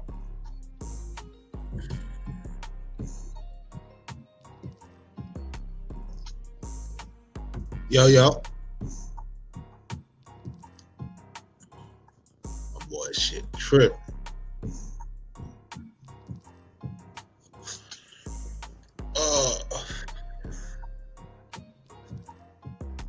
But while we get through the technical difficulties,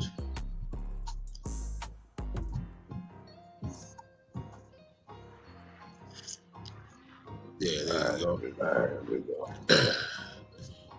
But yeah, so we back. Mafia Material Mobcast, episode number 41. Next up, we got Dawgface Calderon on Real Life Street Stars. Talk about big meats and Southwest tea, and he made an interesting comparison that kind of relate to a subject that we covered.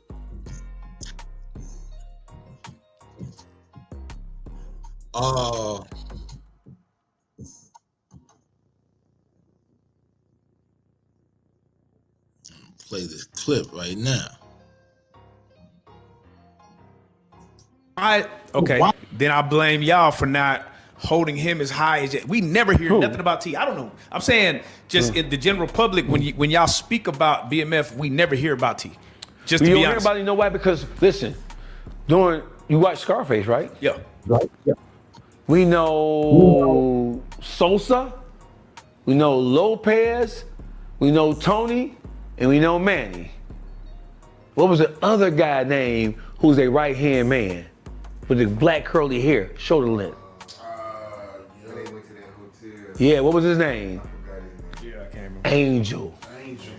Angel was his name, right? So now, hold on, we got Yo. Yeah. Yeah, I had to move closer to my fucking router for some reason. My shit was fucked up. What the fuck going on, man? All right, so hold on a second.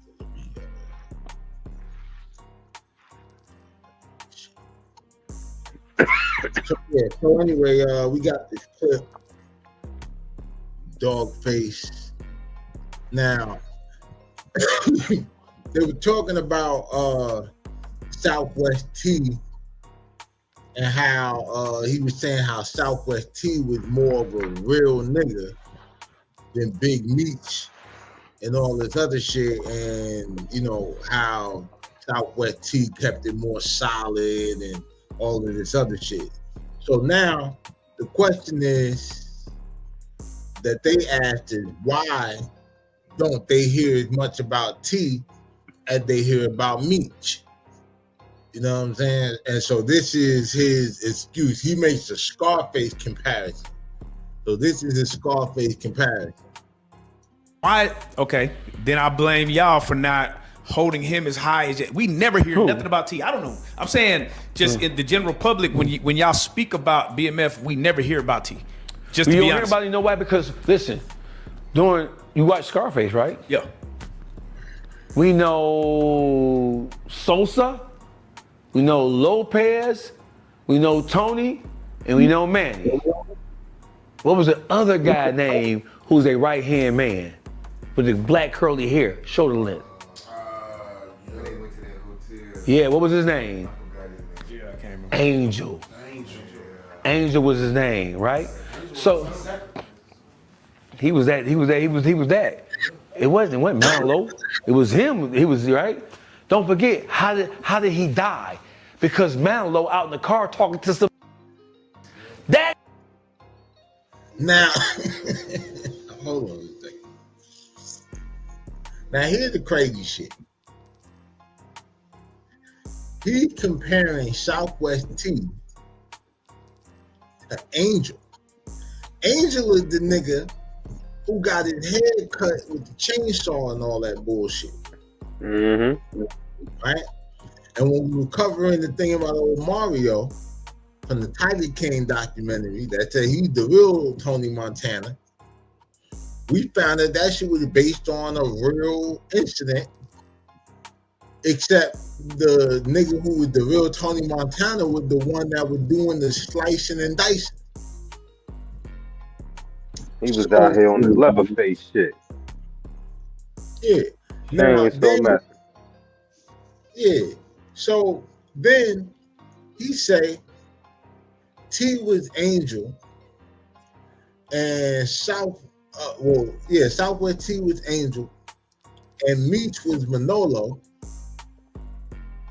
and Angel died while Manolo was outside trying to talk to some bitches. Right? Now the whole thing about it is in the dynamic of Scarface, if anybody, Meech would have been Tony. Well, actually, for real, T probably would have been Tony, and Meech would have been Manolo. And the reason I say that shit is because he's making the comparison like, oh, Meech was all outside and all of this other shit. But Meech wasn't on no shit where they had 900 hours worth of wiretap conversation on him. You want to talk about being like, oh, messing with the bitches. T was messing with the bitch who's married to a nigga who supposedly was informing on BMF business. The nigga Harold. And there was a story that I was told about a BMF affiliate who was in Jackson with Harold and wanted to make a move on old boy. And the word came down not to do it, and the word supposedly came down from T because he was sweet on the bitch, and she still sweet on that nigga. I get T got more in common with Diddy than me do. But anyway. Ooh, boy, on a Friday night. It get real. But yeah, so T ain't Angel. If Angel was gonna be depicted, gonna play the role of anybody, like, you know, that not necessarily died, but like theoretically like died off from the group, I would say D Meek, just because of the fact that the way they portrayed him in the series as B Mickey. Did you watch the BMF series? Yeah, I know who B Mickey is. So B Mickey was based on D Meeks, Derek Meeks and shit. He was like before BMF, he was actually one of the 50 boys, like in real life. Now, B Mickey never did no snitching, never did no flaw shit to like none of them niggas. You know what I'm saying? So if anybody was Angel, I feel like he was the one that they really sacrificed him and had the whole world before he went on Vlad, had the whole world looking at this nigga crazy like, oh, you was a snitch ass nigga on the gate. You tried to backdoor niggas and all that shit. And the whole time that nigga was loyal like through and through. I mean, at least, you know, loyal as nigga could be in the street. You know how that shit go. You know what I'm saying?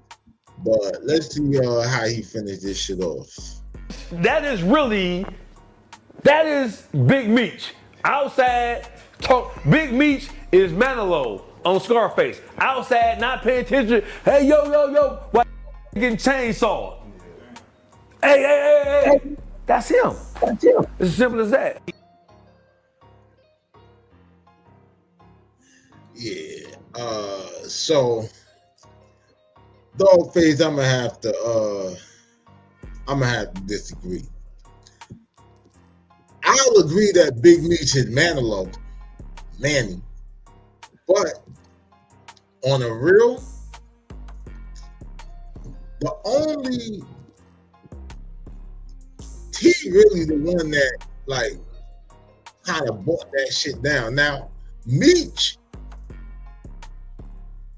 there was a part in the interview where he talked about Meech with the billboard or whatever and shit, and he's saying, oh, the billboard said I sell dope. No, it didn't, nigga. The billboard said BMF Entertainment.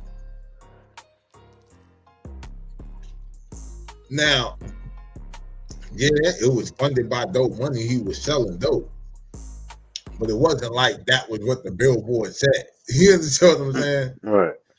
And the nigga was actually putting out mixtapes and had a magazine and all kind of shit. So, I mean, whether it was all legit or whatever, like, nigga, he was trying, like, he had product. He had shit to show for it. Some niggas don't even go that far. You understand what I'm saying? Like, that nigga had merch and everything. And that's why I really feel like it's kind of crazy. In Atlanta, you know, the mob really got a bad rap because you had niggas who were buying BMF t-shirts, like buying the merch, and then they would run around and do certain shit. And then all of a sudden they just say, oh, them BMF niggas did it.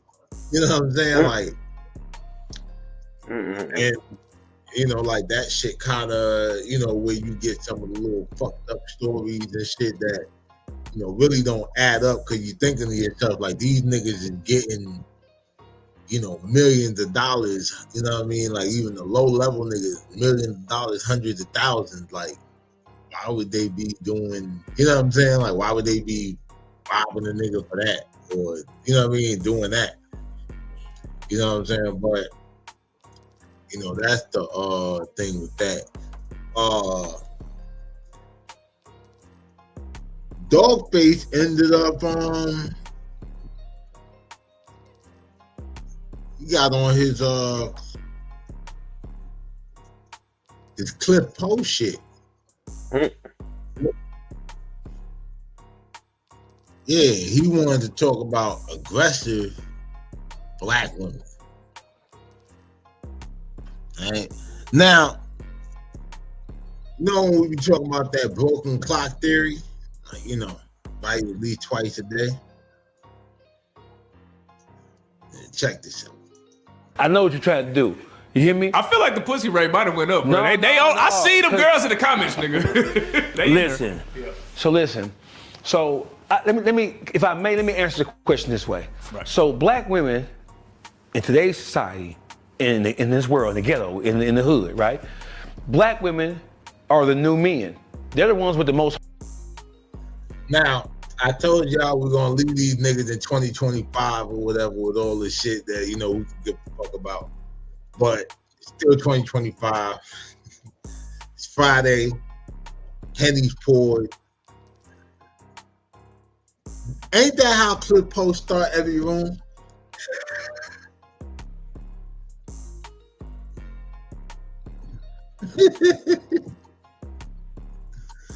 This nigga start every room with, yo, the thing about black women is, this nigga bogus as hell. Well, if you talking, I can hear you. He's going on to shit. Heart. They're the ones with the most mouth. A black woman to cuss you out and call you a bitch ass nigga way faster than a nigga will, because a nigga know the consequence of it. See, black women, they want to act like niggas, but they don't want to accept the consequence that comes with being a nigga. I always say, as a black woman, there's a way for you to express your displeasure with something a nigga did or something a nigga didn't something a nigga did or something a nigga didn't do. As a black woman, there's a way for you to express your displeasure with something that the man said or didn't say, because sometimes when a motherfucker don't say, it's just as important as what he did say, right? So my thing is that black women, they've been raised in households absent strong black men. There's studies and research that talks about how black men grow up in single parent households predominantly by their mother. They're raised by black women. So they're hyper emotional, they're high strung, they handle things from an emotional standpoint because all they see is their mama, and their mama's a funky bitch. So niggas really got funky bitch attitudes like they bitch. Oh, you sound like Troy Ave now. You know what's crazy? I don't know what study like this is. I'm gonna look because you know I'm very much into statistics and all that shit. But let me see what World picked up on it. World. I don't know what's up, bro. We'll have technical difficulties over here. But yo, my whole shit is this, bro. Yo, this shit let me come back. Yeah, this shit, I don't know what's going on with this shit, bro. This shit keeps fucking crazy. But we'll rock with it. My whole shit is, you always hear this narrative about, yo, niggas grew up in the house with their moms and all of this shit like that. But like the whole wild shit is, bro, I know a lot of niggas who grew up with their daddy present and were bitch ass niggas. Like bro, I know niggas had a daddy in their house and will come to me for advice on more man shit before they go to their pop. And we like the same age.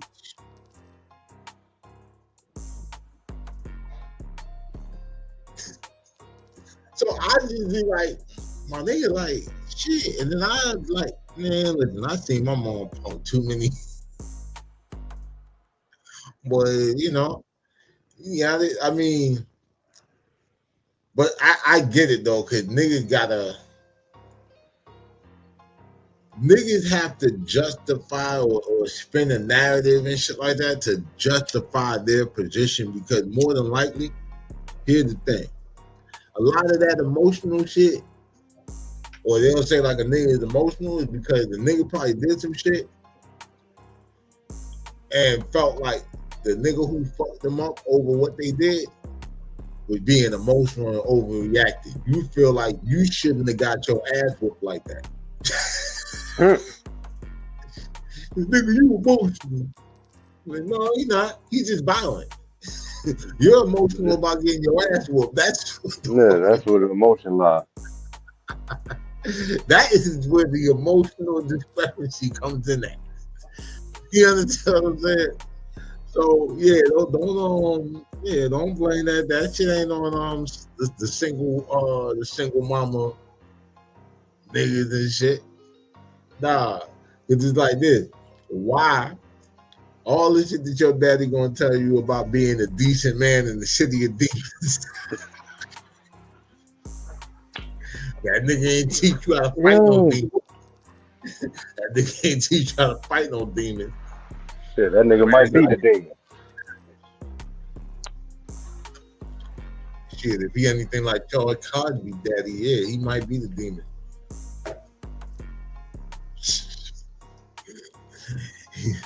That's fucked up or whatever, being out here doing all this, trying to be this big old gangster in the street. Meanwhile, your daddy is out here being some nigga's favorite either.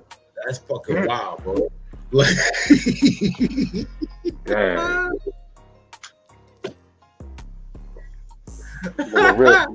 His father really a dick rider. God damn. Shit. Damn, Charles. And you know what's crazy? You know what the public transportation? You know what the public train is called in the Bay Area? Nah. BART. Damn.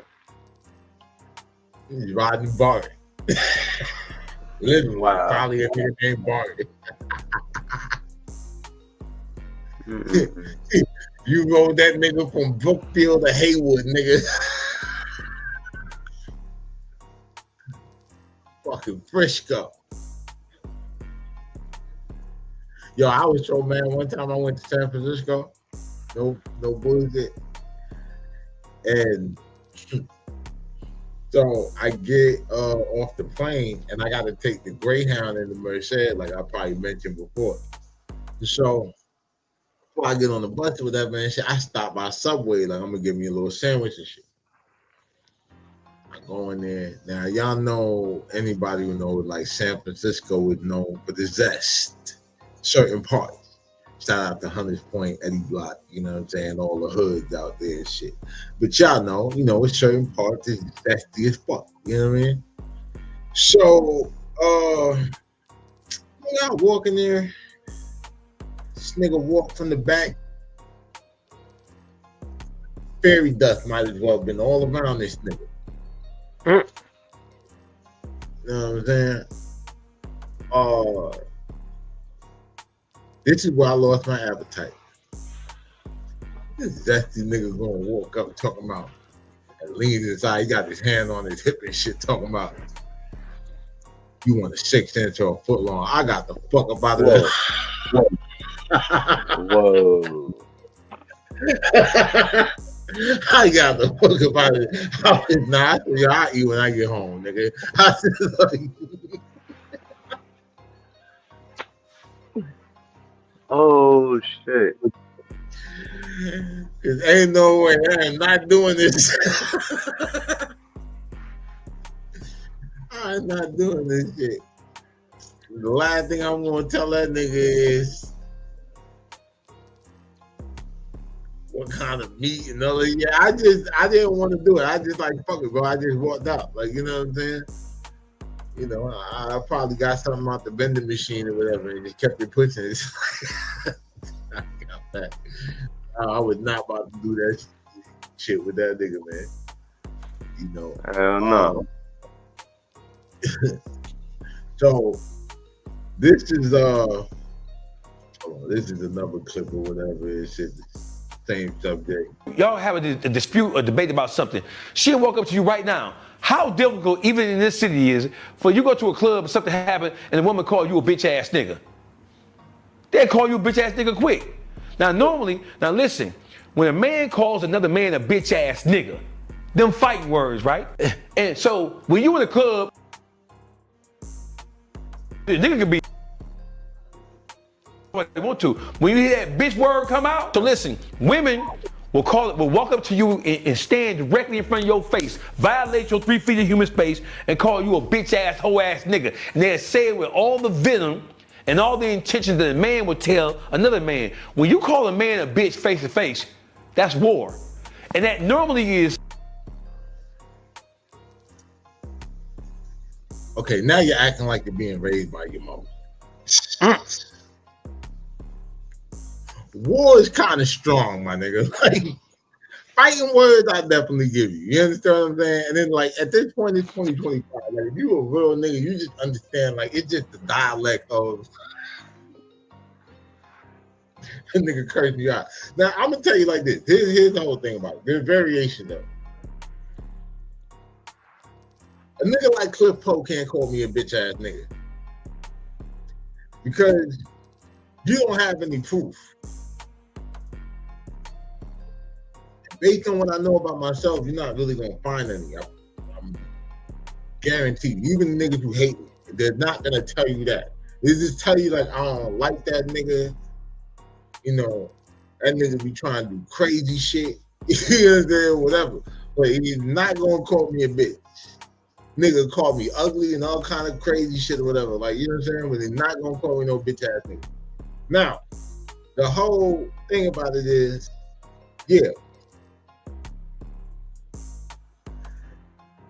we all know that there are women out here who talk to a nigga crazy because they think, you know, well, society grant them this false sense of security that under no circumstances is a nigga supposed to put hands on a bitch. So they'll do shit that a nigga do, like to try to test the water. And now we just live in an era where, hold on a second.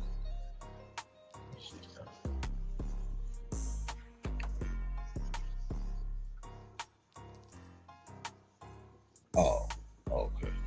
Nah, I was just checking some shit, making sure.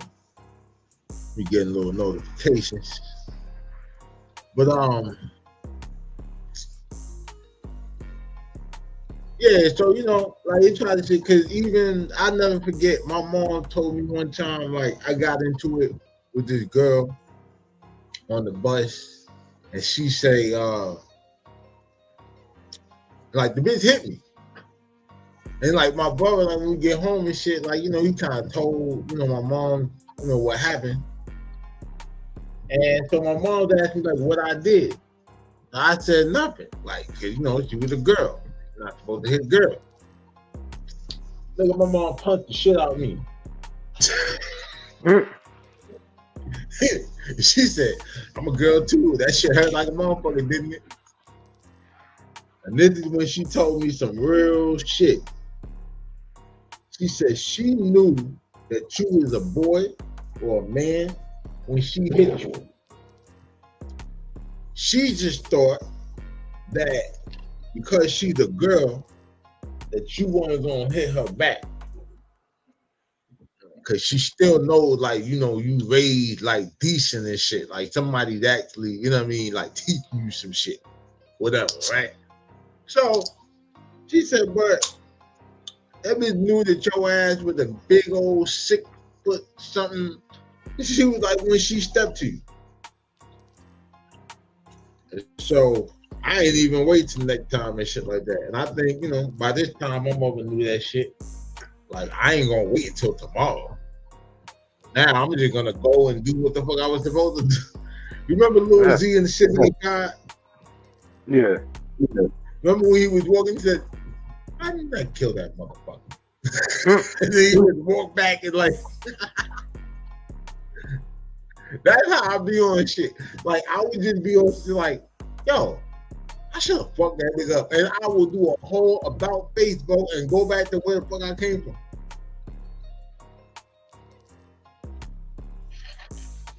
You know what I'm saying? Like that shit was crazy. So once again, we on that broken clock.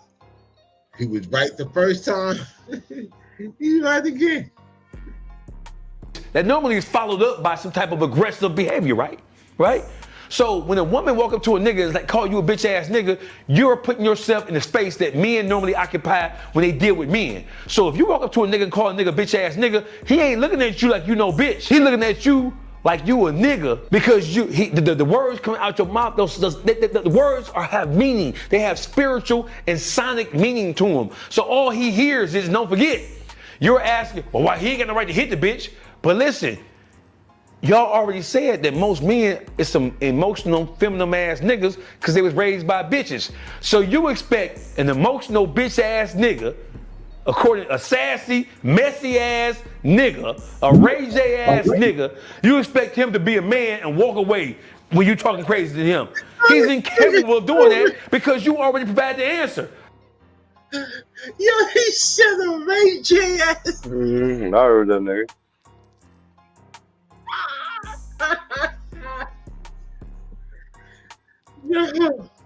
Yo, this nigga.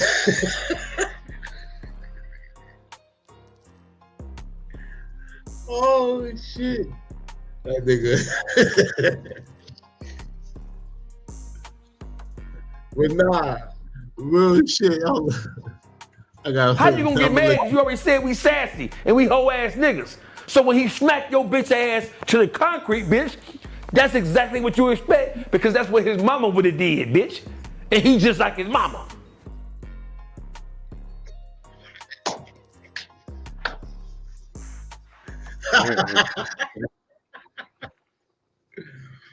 I mean, yo, look, here's the whole thing about it. No situation is created equal. But I say this. I laugh because I know niggas who operate like that. See, here's the whole thing about like y'all have to understand. In the real world, like fuck the internet and all that shit or whatever. The real world experience. The world, you just stop me when I'm lying. A nigga might have like bitch emotional traits, right? Like the way he processes shit is kind of like feminine on an emotional level. However, these emotional ass niggas can fight. They will shoot niggas. Like they really, Yeah. niggas is active. They don't want to do it to your ass. Yeah. So the thing about it is, yeah, like the way he processes shit might be like you think like, damn, bro, like you kind of getting extra emotional about that shit. You kind of be like a girl. And it's like, yeah, that shit sound cool to say that and put the nigga like on, you know, I guess you call it putting it on blast until he blasts your ass. And then, and that's why I used to make the joke on Clubhouse. She's like, oh, nigga, you emotional. I said, bitch, if you think anything on this app will make me emotional, you tripping. And you have too much emotion invested in this shit. The second thing is, once upon a time, if my ad got emotional, Citizens Act might go off. I said they just didn't have the Citizens Act when I was doing stupid shit like that. So I don't even know when the fucking Citizens Act came out. When did that shit come out? I don't even know, bro. Let's ask Google. Google know everything. When did the Citizens Act come out? The Citizens Act began as Vigilante in 2016. It was then rebranded and launched in New York City as Citizen on March 8, 2017. Oh yeah, in New York City in 2017. See, I was in jail. I wasn't even. I was done with crime by the time that shit came out. Tired. But yeah, like nigga, all that fucking emotional shit. Like, but again, I say this: you can't have it both ways. You can't call a nigga some shit and then be mad when he give you that, because for all you know, he might just be like, I'm maliciously compliant. So if you tell me I'm something, I'm gonna give you like the variation of that something that'll hurt you the most. So, you know, if you call me a bitch, just know I'm gonna be the bitch that hell has no fury. Like, I'm gonna act like a scorned bitch.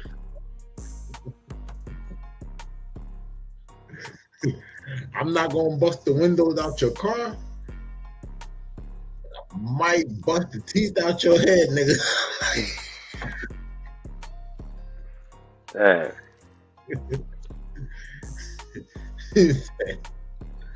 I'll break the teeth out your jaw. And you won't get paid like Jake Paul.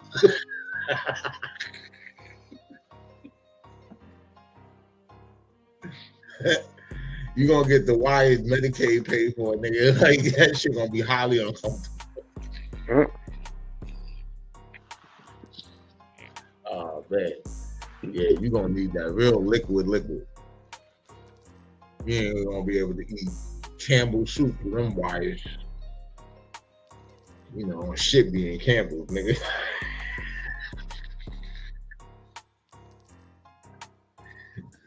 Oh man. But shit, man. We well, you ready to react to the Squattrs right freestyle? Yeah, I gotta hurry up and slide in a minute. Yeah. Oh shit! I mean, we could do this shit tomorrow. Yeah. No, we can get to it. Yeah. We got time. All right.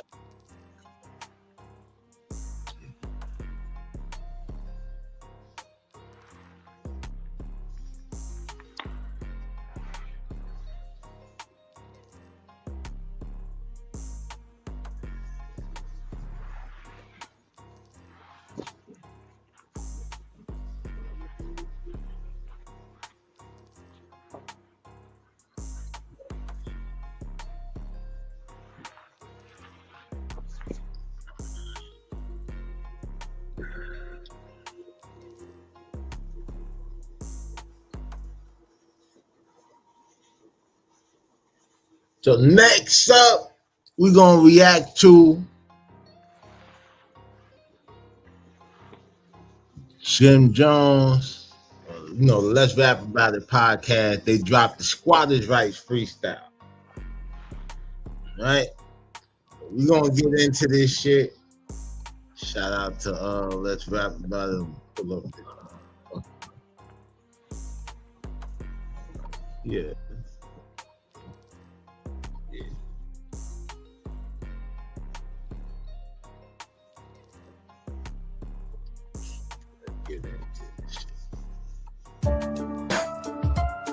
Yeah, let's rap about it. Yeah, look, hey, real niggas outnumbered 99-1. I've been a savage way before I turned 21. They said that I would probably die before I'm 21. These young boys getting light before they 21. Let's rap about it, smack a nigga, and laugh about it. It's either in you, not on you. You lames need a class about it. Might not never get my flowers in this lifetime. Probably have to die before I get my right shine. It's cool, cause stars shine when it's nighttime. These internet niggas throwing shots, pick the right time. I got time today, a hustler gonna find a way. I don't back down, it's not inside my DNA. Pops died early, had to grind early. Big hammers way before I had size on me. Talking old beef, taking back the guy Tony. That's before actresses laid their eyes on me. Yeah, let's talk money and love. But OG said you can't trade money for love. All of us gang, but only one. Yo, I don't know if I feel like Mano's bars have elevated, but his delivery is definitely better. Yeah, his delivery got better.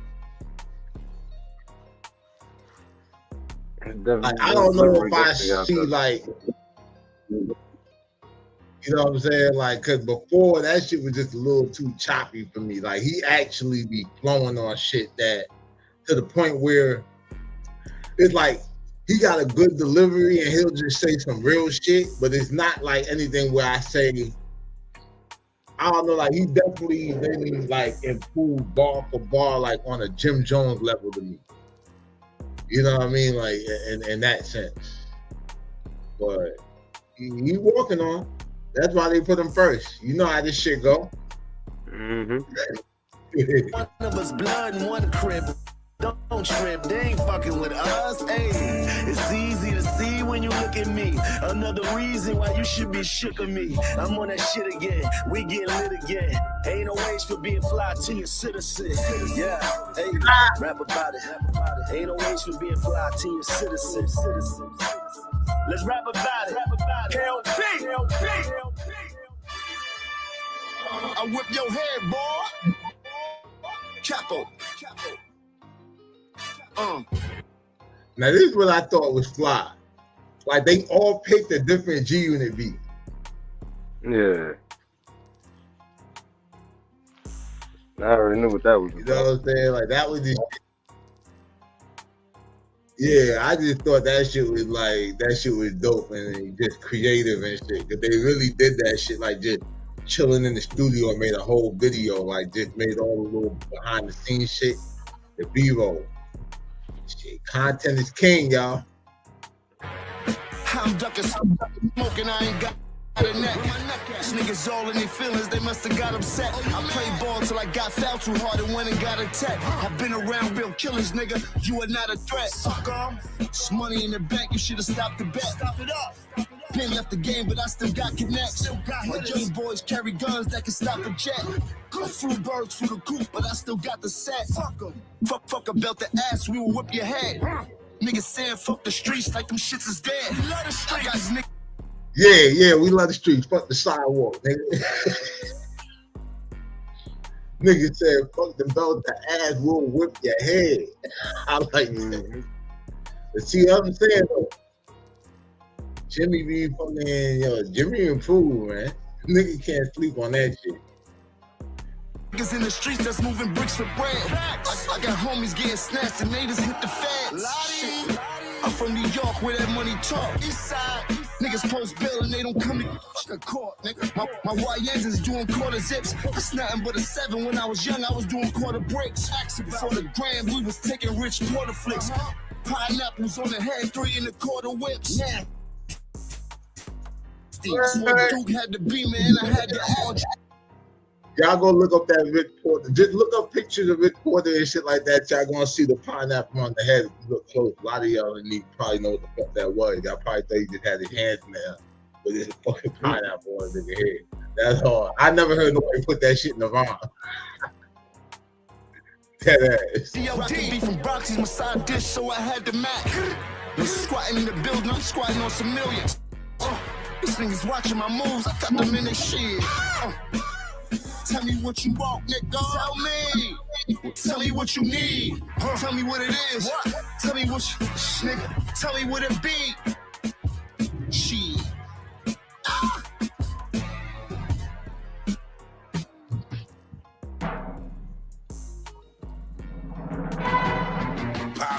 I used to do the Averex with the cream sleeves. I did that. Out in Michigan trying to get it. My team Cleves. Detroit. Now I'm back in Harlem balling like Kareem Reed. What up? Tan and white on us like a bagel with cream cheese. Look, you seen them on TV. I really seen fiends. Nothing but they kept their balance on a mean lane. We treating niggas like Isaiah. Ain't no dream team. Think of Chip Banks, American dream team. That's crazy. You treating niggas like Isaiah. Ain't no dream team. Here's the crazy shit. I don't know if he meant this, but you remember the movie Losing Isaiah? Yeah. They left Isaiah in the trash, nigga. Yeah, nah, he talking about Isaiah Thomas. Saying, you know, Isaiah Thomas. They don't let that nigga on the dream team. Yeah. Isaiah Thomas, the only NBA legend, never been on the dream team, nigga. That's crazy. They don't fuck with that nigga. That's why he said that. Yeah, but nah, I'm just saying like the double. Sometimes these niggas be having like double entendres and shit.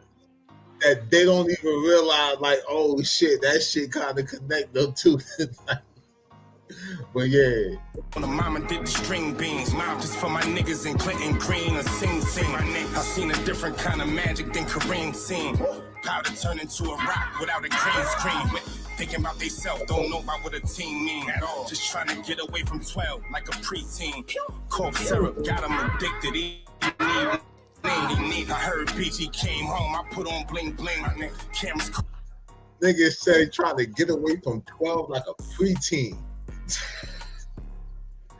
BG came home and put on bling. Yeah, put him at the crib, now it's a ring scene. On the rooftop, like a Nino and G thing.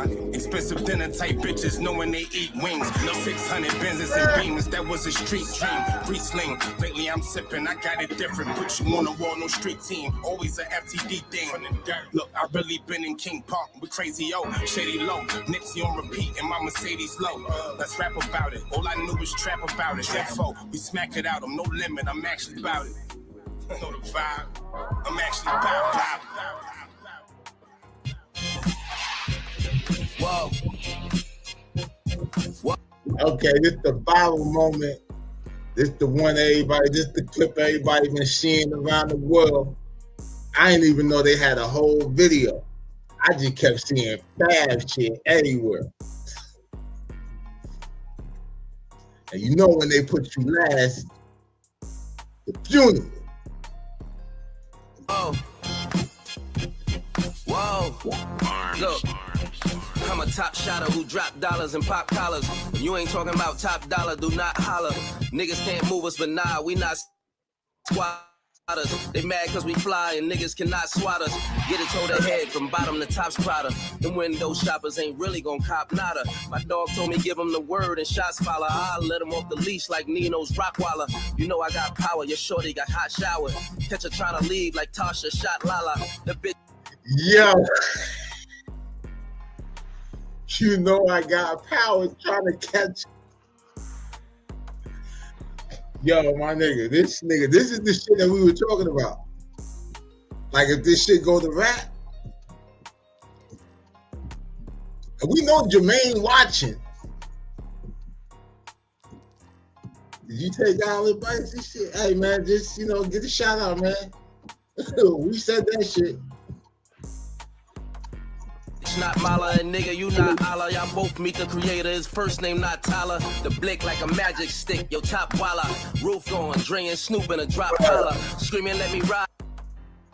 The blick like a magic stick. Your top walla. Roof going, droop. Yo, nigga. This shit right. Nah, this nigga different, bro. This nigga different. Yeah, like 50. I love you, boy, but you do not. You know you don't rap like that, my nigga. You know that. This shit crazy. Them youngins got diabolic. They will leave your whip leaning like they pop hydraulics. None of my ops valid. They singing the cops ballads. None of them want beef. They ordered a chopped salad. Cause how the fuck you niggas got brolic but not solid and be trying to pull cars like we don't got wallets? Like how do niggas not in the jungle talk to Wallace? How is these grown ass men acting childish? How is these bum ass niggas speaking with stylists? When I was so fly, it made my bitch a stylist. They can't stop us from scoring. They gotta foul us. Can't stop us from scoring. Hey, we met at a pop gala. I call her the top scholar. She come and drop knowledge like she from a top college.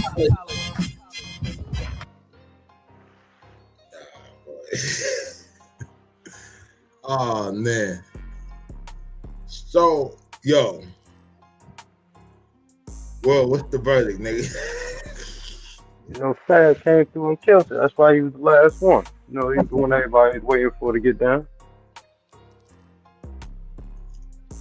Fab, he's a Ralph Avenue representative. And as a nigga that's from Patton Ave but got money on Ralph Ave, there you go. Man, hey, that shit. Boy, yeah, nah, all them niggas did their thing and shit. Like, Mano showed up. It went, to me, it went in the order that, like, from, like, worst to best. I mean, I wouldn't call Mano shit like worst, but just from least to highest. Yeah. Mano, Jim, Davies, but then I don't know. It might be a toss up between Jim and East, cause Jim had like. I don't know. Like, I just felt like there were certain lines that were more targeted, but then at the same time, it was just that. Nah, the schemes East had. Nah, it went like that. Yeah, Mano, Jim, East, and Fab. So Fab had the best. You know what I mean? So it really like Fab, East, Jim, and then Mano. Like from best to lowest. But yeah, man. That's pretty much our reaction. Mobcast reacts. Squattrs writes freestyle. It's crazy because the first when I dropped the video, like when we first talked about the squatting thing and all that shit, that was what I named the video. Mm-hmm. Yeah. Sometimes I feel like somebody watching me. That's crazy. Oh man. But yeah, that's how they watching, man. Hey man, I ain't mad at it. You know what I'm saying? Like shit, y'all should be. You know what I'm saying? The hottest shit in the motherfucking streets. YouTube streets. Mafia Material Mobcast, episode 41, nigga. But yeah, man, that's our show for today. You know what I mean? Everybody enjoy y'all weekend. Make sure y'all check out all the content. Hit that like and subscribe button. Smash that notification bell if you're really mobbing with the content. Especially, and stay dangerous so that you can be safe. Especially if you got a nigga like Charles Cosby for a daddy. Or else. You motherfuckers is dead, nigga.